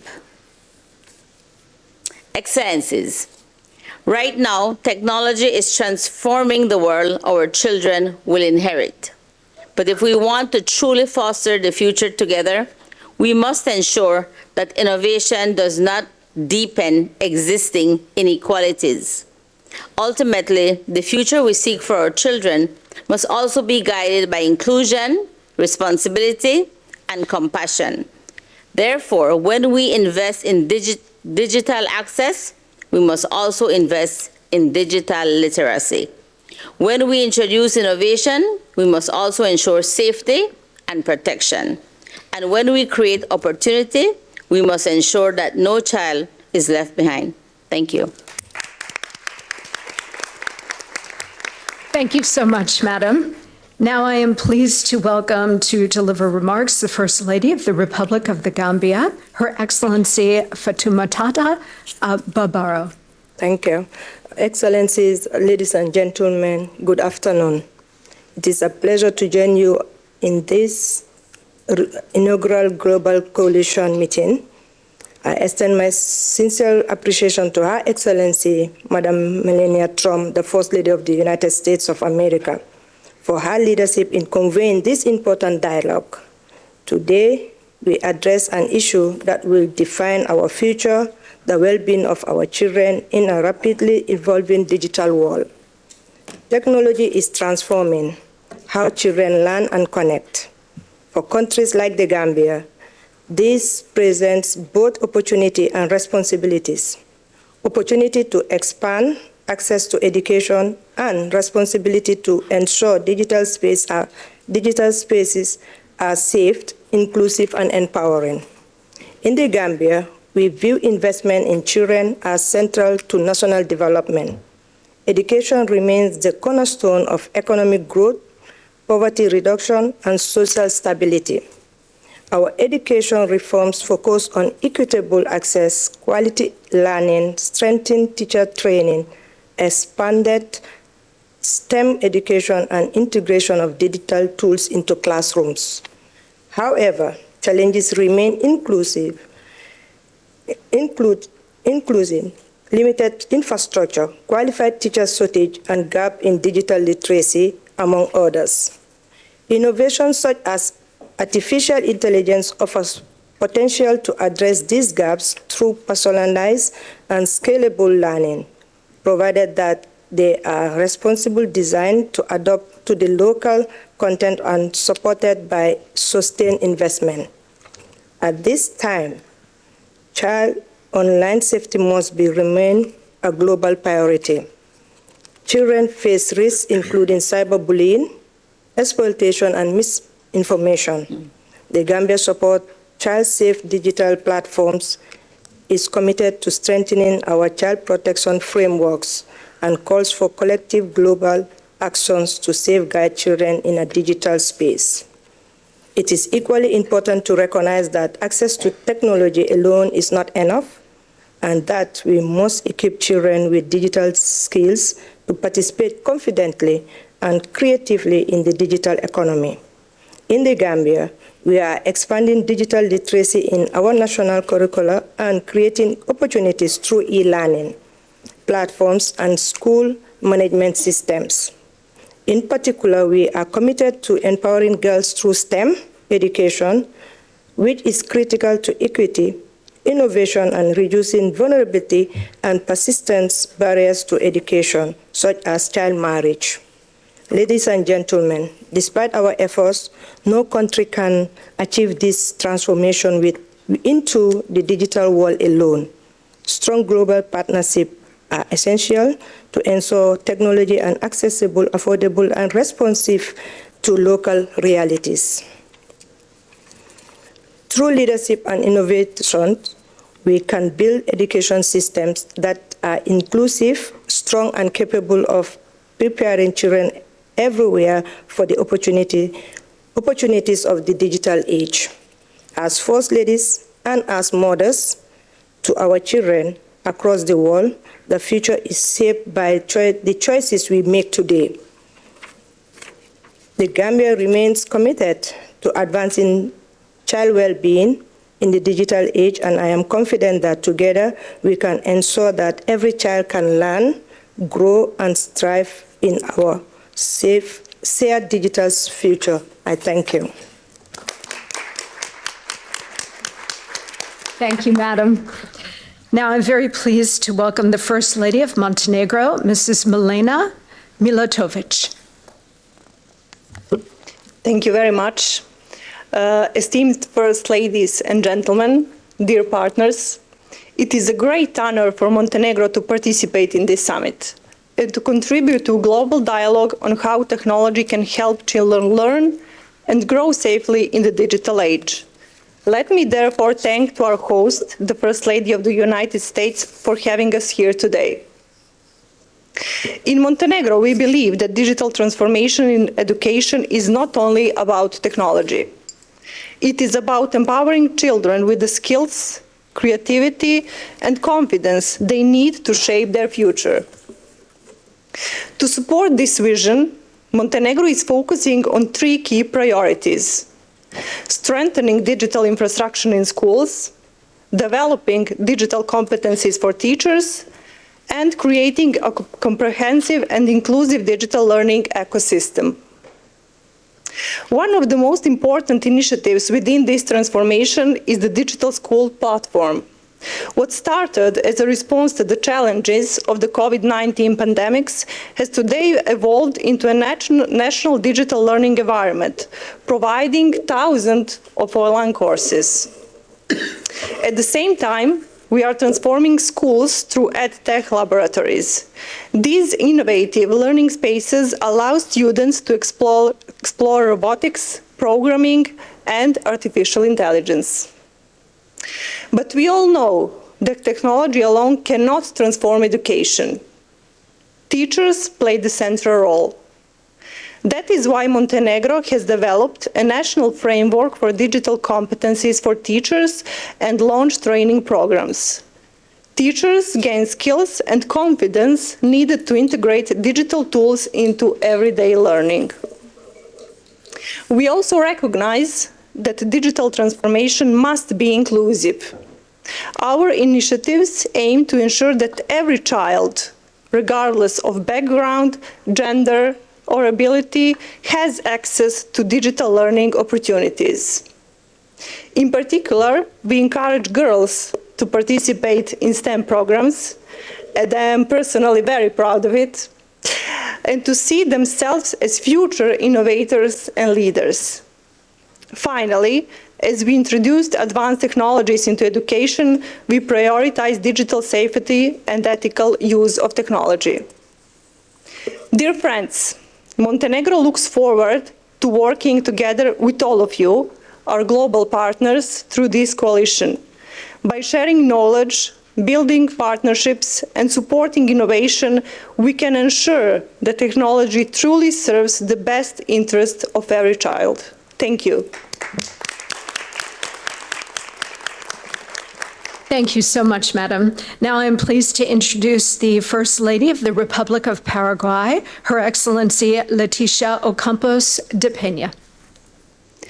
Good morning. Muy buenos días a todos. I will speak in Spanish also. I would like to extend my greetings to Her Excellency Melania Trump, First Lady of the U.S., and I would like to thank her for bringing us together. First Ladies, First Gentlemen, and representatives of all countries present.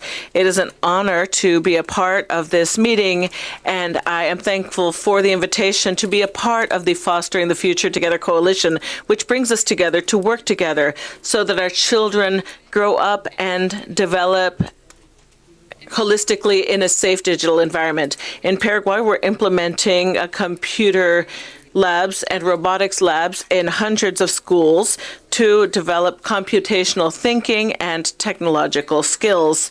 With our Connected Youth program, we will connect thousands of young people in AI, promoting inclusion and opportunities. We understand the importance of responsibly using technology. That is why we created a law to regulate the use of mobile devices in schools. We are also investing in training teachers to strengthen the role as guides in using information safely and ethically. We also know that technology in and of itself is not enough. In order to learn, a child needs to be well fed and cared for. We have a zero hunger program in schools that guarantees daily meals to more than 1 million children. This improves attendance, performance, and remaining in school. Along these lines, we have a program called Seeds of the Future.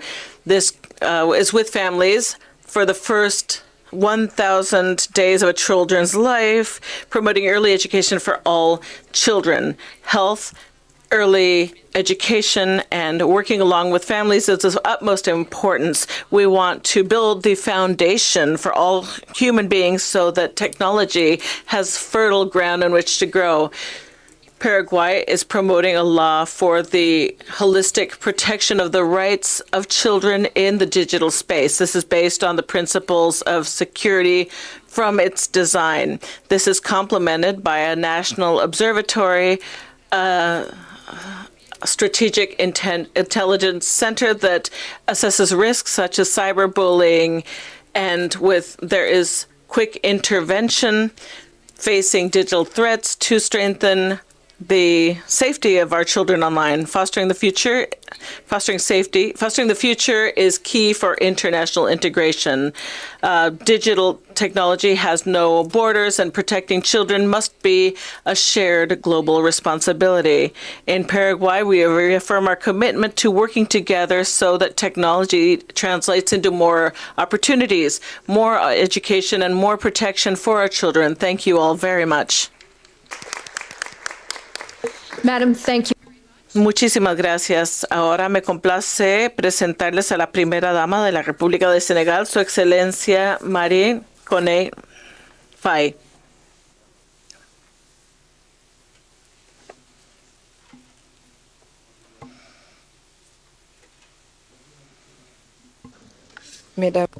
I'm going to speak in French. Thank you. Madam First Lady Melania Trump, Madams First Ladies, distinguished guests, dear partners, it's an honor for me to represent Senegal within this World Coalition, fostering the future together. I would like to thank Madam First Lady Melania Trump for this initiative that places technological innovation to the service for the most precious treasures of our nations, our children. Senegal is a young, dynamic nation where what is digital is already a motor for social transformation.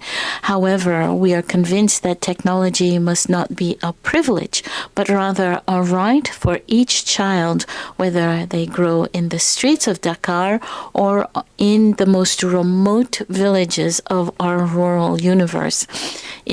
Artificial intelligence and edtech tools must not just be gadgets, but they must be levers for equity.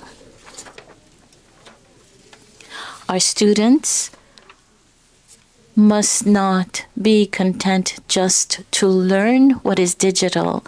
They're already developing concrete solutions for our country. Our engagement within this coalition is thus based on profound belief that artificial intelligence and new technologies are levers for equality. They allow us to break down barriers such as distance and gives to each student in Senegal the same chances of success as any child in the world. AI for inclusion. Imagine learning systems that are adapted to the learning rate of each child, whether they be in an urban area or a remote village. Senegal has a new platform for ethics in education.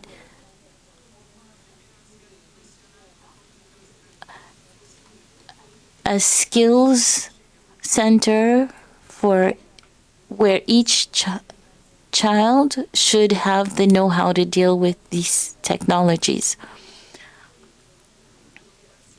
Digital literacy, we do not wish only for our children to use technology.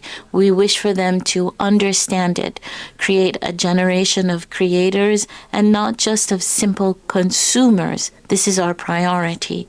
This is why we have integrated digital literacy for the youngest students so that each girl and each boy can learn, grow, and prosper.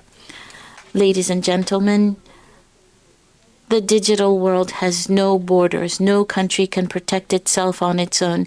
It's through solidarity and sharing of our best initiatives that we will build this safe and bright future that we call our future. Thank you.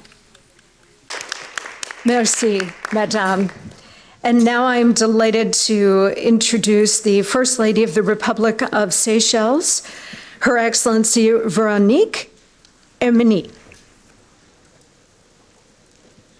Good afternoon, First Ladies, First Gentlemen. It is an honor to be addressing you today at this global summit as the First Lady of the Republic of Seychelles. As parents and women empowered to advocate for those most vulnerable, we can indeed work together to build dreams for our children. In the transformative technology and innovation space, I am certain that what we are seeing today in innovation is just the beginning. Education ensures that every child can live with dignity, opportunity, and an equal voice in shaping the future. It is the foundation of a nation's success and its prosperity. Education is a key, and innovative technology, the new pathway. Seychelles, a small island state, has made meaningful progress in integrating digital technologies into education through initiatives such as smart classrooms, digital learning platforms for both teachers and pupils, robotics programs, and emerging AI-supported learning tools to encourage learning. Through such global coalition, we could also review what we have done so far and readjust to ensure we leave no child behind, including those in orphanages, exceptional schools, and on all our islands. Boys Connect is an annual initiative from my office, a 3-day digital camp over the school holidays to help address certain deficiencies and empower our young boys for more positive masculinity and emotional resilience. It is through positive exposures and adventures that we improve the chance of our next generation being more informed and thus better able to navigate challenges and build healthy relationships as adults. In this digital era, where gender-based violence is being aided and escalated using technology, we need to ensure mandatory digital literacy, not only for our children, but for parents, teachers, and caregivers, to support responsible and safe digital learning. We need to ensure that technology improves rather than diminishes our children's critical thinking, age-appropriate content through some sort of quality control and legislative frameworks, cultural and social context so values are not eroded, localize the content and support to remove language or cultural barriers. More cybersecurity awareness workshops at community or school level as part of the support for digital literacy. Lest we forget, as parents, handheld devices should never replace laughter and fun, compliments and not replace our judgment nor our parental roles, nor should it push our children to avoid human touch and lose out on emotional resilience. I will end here with a personal commitment to see the advancement of education and learning at all levels and ages in Seychelles, as we also advocate for Sustainable Development Goal number 4 on quality education. I thank you, Madam First Lady Melania Trump, for taking such bold steps in encouraging us to come together to promote digital education for all through this global coalition. Thank you.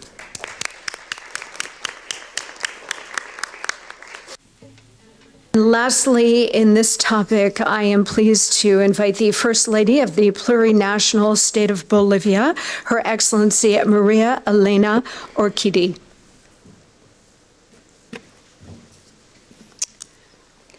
I would like to express my heartfelt gratitude to the First Lady, Melania Trump, for bringing us together in such an important initiative.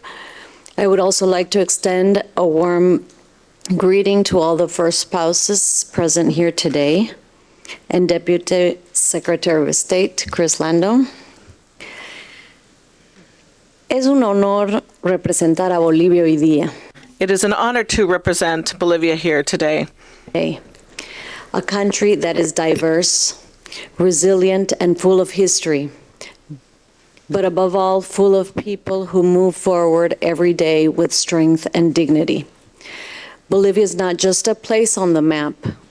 It is a living reality shaped by families who struggle, by children who dream big, and by women who carry their homes, their communities, and their future on their shoulders. And it is from that real Bolivia, not from theory, that I want to speak to you today. Today, the world talks about artificial intelligence, innovation, and the future. But Bolivia, for many, the conversation starts much earlier. It starts with something more basic, more urgent, more human. It starts with a simple question: how do we access? Because for thousands of children, young people, and women, the challenge is not how to use the technologies of the future. It is whether they will ever be able to touch them at all. In our country, having a device or access to the internet is still, for many families, a luxury. There are homes where the digital world is not a part of daily life, not because they do not want it, but because they simply cannot afford it. And that is where this stops being a technological issue and becomes something much deeper. It becomes a question of dignity, of fairness, of opportunity. Because when a child grows up with access, they do not just lose tools. They lose confidence. They lose possibilities. They risk losing their future. That is why in Bolivia, we hold a clear conviction. Technology cannot become a new form of exclusion. It must become a bridge forward, a bridge toward equality, and that bridge begins with the most urgent step: access. Today, we are supporting initiatives such as one laptop per child, together with partners like CEAL, Consejo Empresarial de América Latina, Educa Bolivia, and Aulas Conectadas, to place digital tools in the hands of children who might otherwise be left behind. But we also understand something essential. A device alone does not change a life. What changes a life is what comes after: learning, guidance, the confidence to believe I can. That is why we support programs like Crack the Code, where children, young people, and women are learning not only how to use technology, but how to understand it, create it, and grow through it. They learn coding, computational thinking, artificial intelligence, English, but more importantly, they learn something deeper, that they are capable. And when a person understands that, everything begins to change. Doors begin to open, opportunities expand, independence becomes possible. At the same time, we know that progress must be guided by responsibility. We cannot talk about technology without talking about safety. Without digital education, without responsible use of artificial intelligence, technology must empower, but it must also protect. And this is not a challenge any country can face alone.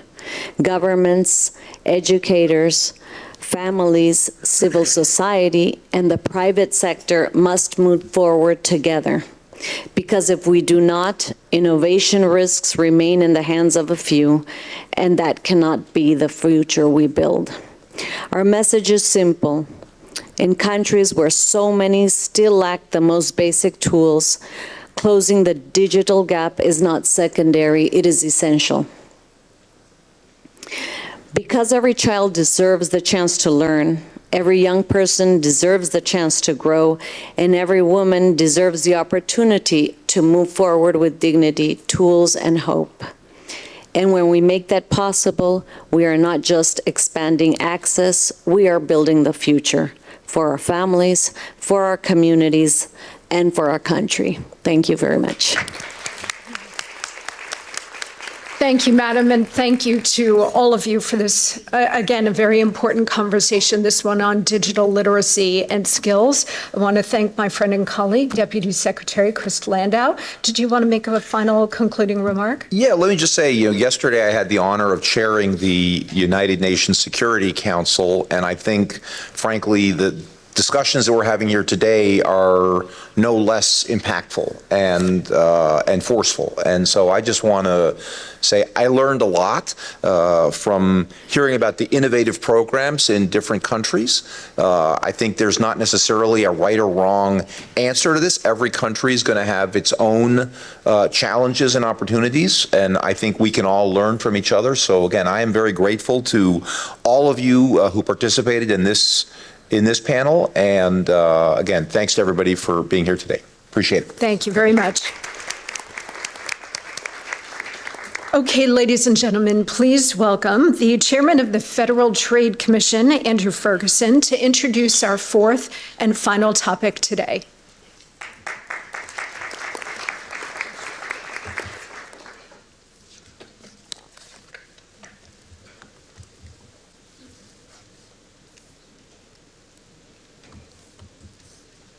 Good afternoon, Ambassador Crowley. I am incredibly grateful to the First Lady of the United States, Mrs. Melania Trump, for this invitation. And I am extremely pleased to be here among this assemblage of prestigious guests from across the world. And I am very grateful for the opportunity to hear from all of you about how you are addressing the prospects and challenges of AI in your unique countries, for your unique peoples and your unique institutions, but also bearing in mind that these prospects and challenges are ones we share in common as mankind. The AI age offers immense benefits for learning, connection, communication, opportunity, but it also presents real challenges for child safety. Our children face serious risks when it comes to predatory behavior online and exposure to harmful content. Data is the necessary input for the digital age, and for AI in particular, but our children and their data cannot become grist for the digital mill. The whole world has come to recognize that we must have different rules for our children online and for their data than we have for adults. After all, the purpose of innovation is not progress for progress's sake. The purpose of innovation must be to promote the flourishing of all of the peoples of our nations, and especially our children. We cannot trade off our children's safety and well-being for innovation. At the same time, overly broad or poorly designed regulations risk stifling innovation, limiting access to beneficial information, infringing on free expression, and undermining parental authority by inserting government bureaucrats in the place of mothers and fathers. This is key. In our well-intentioned efforts to promote the safety of children, we cannot replace parents with governments. Instead, the government must come alongside parents and help them navigate the challenges of the internet and of artificial intelligence by making the best choices for their unique children. The goal of child online safety must be to empower parents, not to replace them.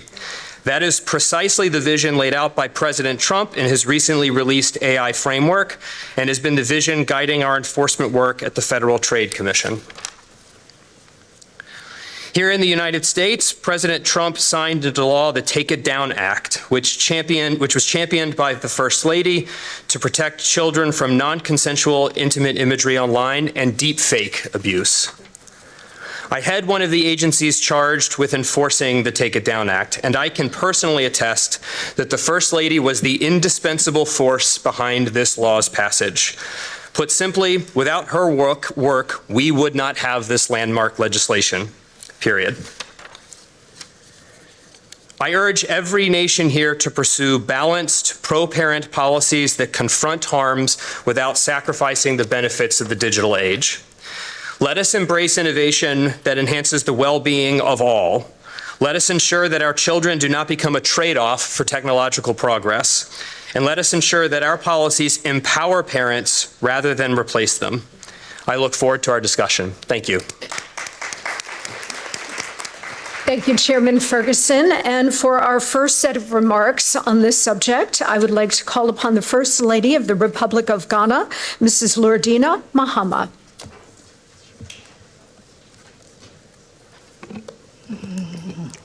Thank you.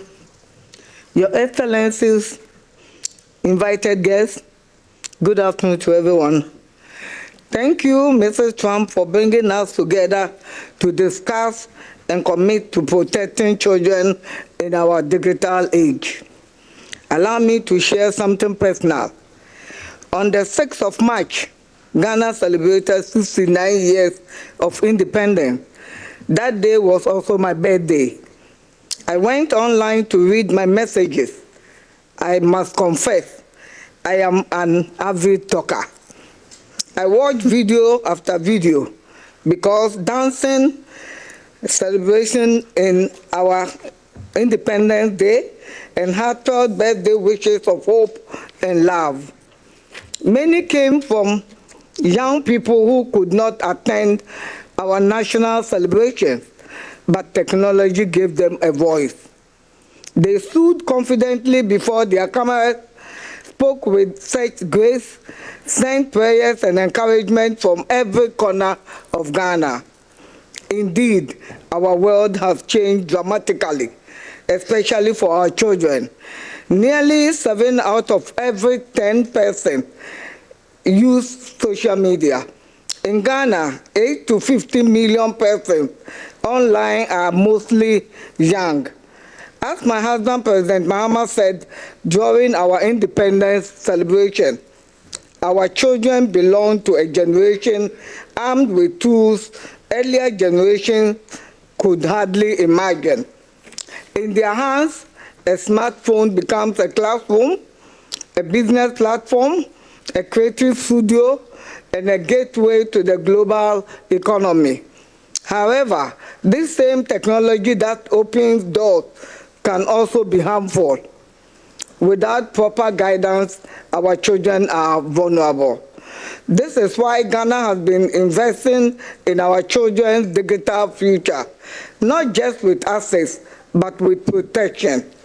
It is sad that 1 in 5 young victims of cyberbullying skip school because of their experience online. No child should face such harm.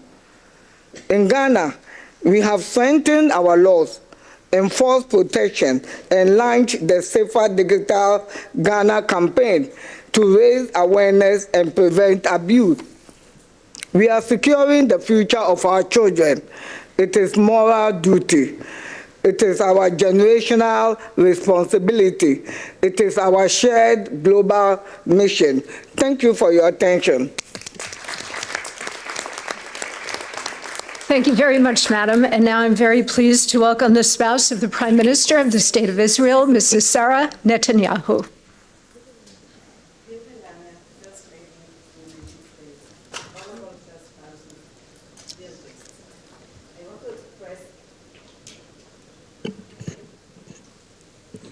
I want to express my appreciation to you, First Lady Melania, for your leadership, for your vision, and for your decision to focus not only on the future generation of America, but also on the future of children around the world. This gathering is about taking a moral stand, It expresses our commitment to all children, understanding that technology brings great benefits to the next generation, but technology also brings great challenges. Alongside my role as the wife of Israel's Prime Minister, I have been working for more than 2 decades as the expert child psychologist for the city of Jerusalem. Through my work, I meet children and teenagers in the most critical moments of their lives, through anxiety and ongoing stress, and especially now during days of war. Day after day, I listen to their fears, their dilemmas, their silence, and also their dreams. I see their pain, but I also see their strength. Over the years, I have learned something simple yet essential. Every child needs someone who will notice them, believe in them, and give them the tools they need to open new doors. Today, some of those doors are digital. Technology can separate people, but it can also bring them together. It can endanger some, but save others. When used properly, it can reduce gaps, identity difficulties early, and give children new tools of language, knowledge, confidence, and creativity. As Winston Churchill once said, with great opportunity comes great responsibility. Children cannot navigate alone in the digital world. They need protection, guidance, and a responsible adult who will ensure that the online space is positive, ethical, and educational. As a mother, I feel this on a personal level. When I raised my sons, Yair and Avner, I learned that reality moves so fast, bringing new challenges to every generation. My children have suffered shaming and violence simply because they are the children of the Prime Minister. We must condemn personal attacks on children in any setting, whether in person or online. I see this gathering as a bond of responsibility between nations, between women leaders, and between mothers who understand that the best way to build a stronger future is to invest in our children today. First Lady Melania, thank you for this important event. May our shared effort help children all over the world to learn better, grow more safely, and flourish with hope. Thank you very much.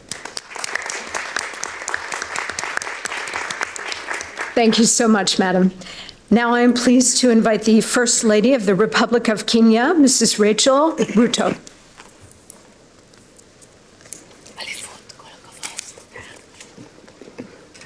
Distinguished first spouses, ladies and gentlemen, good afternoon. Across the world today, a child is opening a screen, not just to learn, but to discover who they can become.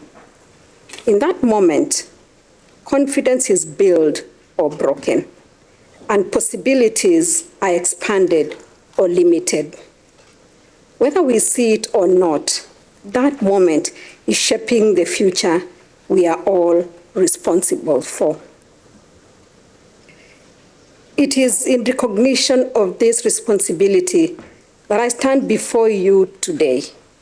I bring you warm greetings from His Excellency Dr. William Samoei Ruto, President of the Republic of Kenya, and from the people of Kenya. The President remains committed to innovation, education, and inclusive growth as pillars of our national vision. Today's engagement has shown us that the future is not coming. It is already here. The question before us is no longer whether technology will shape our children, but how we ensure it empowers them safely, equitably, and meaningfully. Excellencies, ladies and gentlemen, children today are early adopters of technology, growing up in an increasingly connected world. In Kenya, mobile phone access is nearly universal, with over 90% of households connected, while internet usage continues to grow, reaching around 40% of the population, highlighting the scale of digital access shaping children's experiences. Kenyan children are discovering a love for coding and digital art through their gadgets. They are creating animations, designing apps, composing music, and sharing their work with the world. One remarkable example is Argo, Africa's first public environmental augmented reality game developed by Kenyan artist Joanna Olwoch with input from young people. It brings wildlife to life through interactive storytelling, showing how local innovation can inspire global audiences. Excellencies, allow me to briefly highlight Kenya's digital journey. Kenya has made deliberate strides to position itself as a leader in the digital age. We have launched the National AI Strategy 2025-2030, anchored within our Vision 2030 Knowledge Economy pillar to guide responsible and inclusive innovation. Digital literacy is now embedded in our national curriculum, supported by nationwide capacity building programs that are equipping teachers with the skills needed for a digital future. The government continues to expand access to providing digital devices, including tablets and computers to schools across the country, alongside strengthening connectivity through the National Digital Superhighway.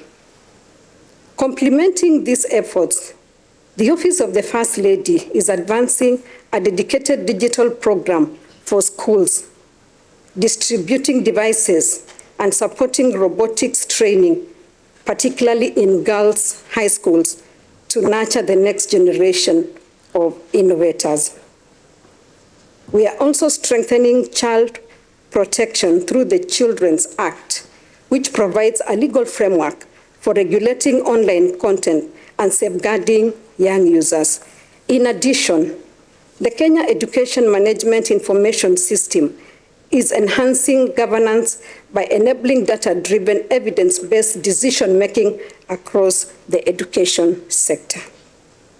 In the words of Franklin D. Roosevelt, with great power comes great responsibility, and today we hold great power. The power to shape how technology touches the lives of our children. Excellencies, ladies and gentlemen, Kenya stands ready to lead with intention. Allow me to share 4 key commitments. First, expanding access to digital learning so that every child, regardless of location, can access quality education. Second, integrating artificial intelligence responsibly to support teachers and personalized learning guided by ethics and human dignity. Third, safeguarding children online by strengthening digital literacy, safety frameworks, and protection systems. Fourth, empowering the ecosystem around the child, teachers, parents, and communities, because technology alone cannot raise a generation. As first spouses, we stand at a unique intersection where policy meets people. We see the realities behind the data, and it is from this place that we must lead. In Kenya, we believe the future is not something we wait for. It is something we build together. Technology will shape the world our children inherit, but it is our leadership that will determine whether that world truly serves them. Fellow first spouses, let us rise to the moment. Let us ensure that every child in every nation does not just grow in a digital world, but truly thrives in it. Thank you. Thank you, Madam. And now for our final speaker for this topic as well as for our session today, I would like to invite the spouse of the Prime Minister of the Republic of North Macedonia, Mrs. Rosa Mitoshka. Thank you. Distinguished First Lady of the United States of America, Madam Melania Trump. Distinguished First Spouses, dear attendees. It is a great honor to be here with you today.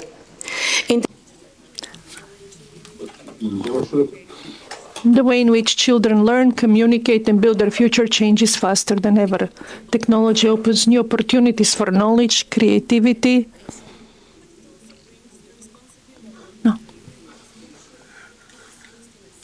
Accountable and accessible manner. In our country, we believe digital literacy must begin early. Our goal is for young people not only to use technology, but to understand it, think critically about it, and use it to solve real-life problems. A key step in this direction is the 21st Century Schools program, implemented in partnership with international organizations and the private sector. Today, 341 primary schools and nearly 1,900 teachers in our country are part of this initiative, providing students with modern learning tools, including over 10,000 microbit programming devices. Through this program, children develop logical thinking, creativity, and problem-solving skills essential for the future. However, digital skills must go hand in hand with digital safety. That is why we are establishing MK SafeNet, the first national safer internet center, as part of the European network of safer internet centers. This project brings together institutions, universities, civil society, and the private sector with one common goal: to create a safer online environment for children. Through educational program, 24/7 helpline, school workshops, and support for parents and teachers, MK SafeNet helps children learn how to recognize online risks, protect their personal data, and use technology responsibly. As a high school teacher, my vision is clear. Technology must be a tool that empowers young people, not a risk that endangers them. That is why cooperation is essential among governments, schools, parents, technology companies, and the international community to build a digital world where every child can learn safely and reach their full potential. Allow me to express my sincere gratitude to our host, the First Lady of the United States of America, Madam Melania Trump, for this important initiative and for bringing us together around shared values. Thank you for your attention. Thank you so much, Madam. And that you have all, over the course of today, mentioned online safety and protection for our children.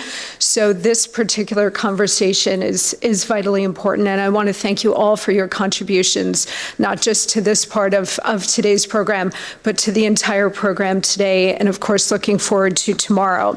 I also want to thank Chairman Ferguson for being here as well.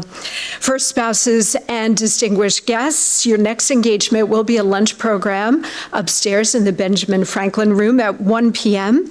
I invite you now to use the next few moments. You have about 25 minutes before lunch to visit the Technology Expo that's located just around the corner in the exhibit hall.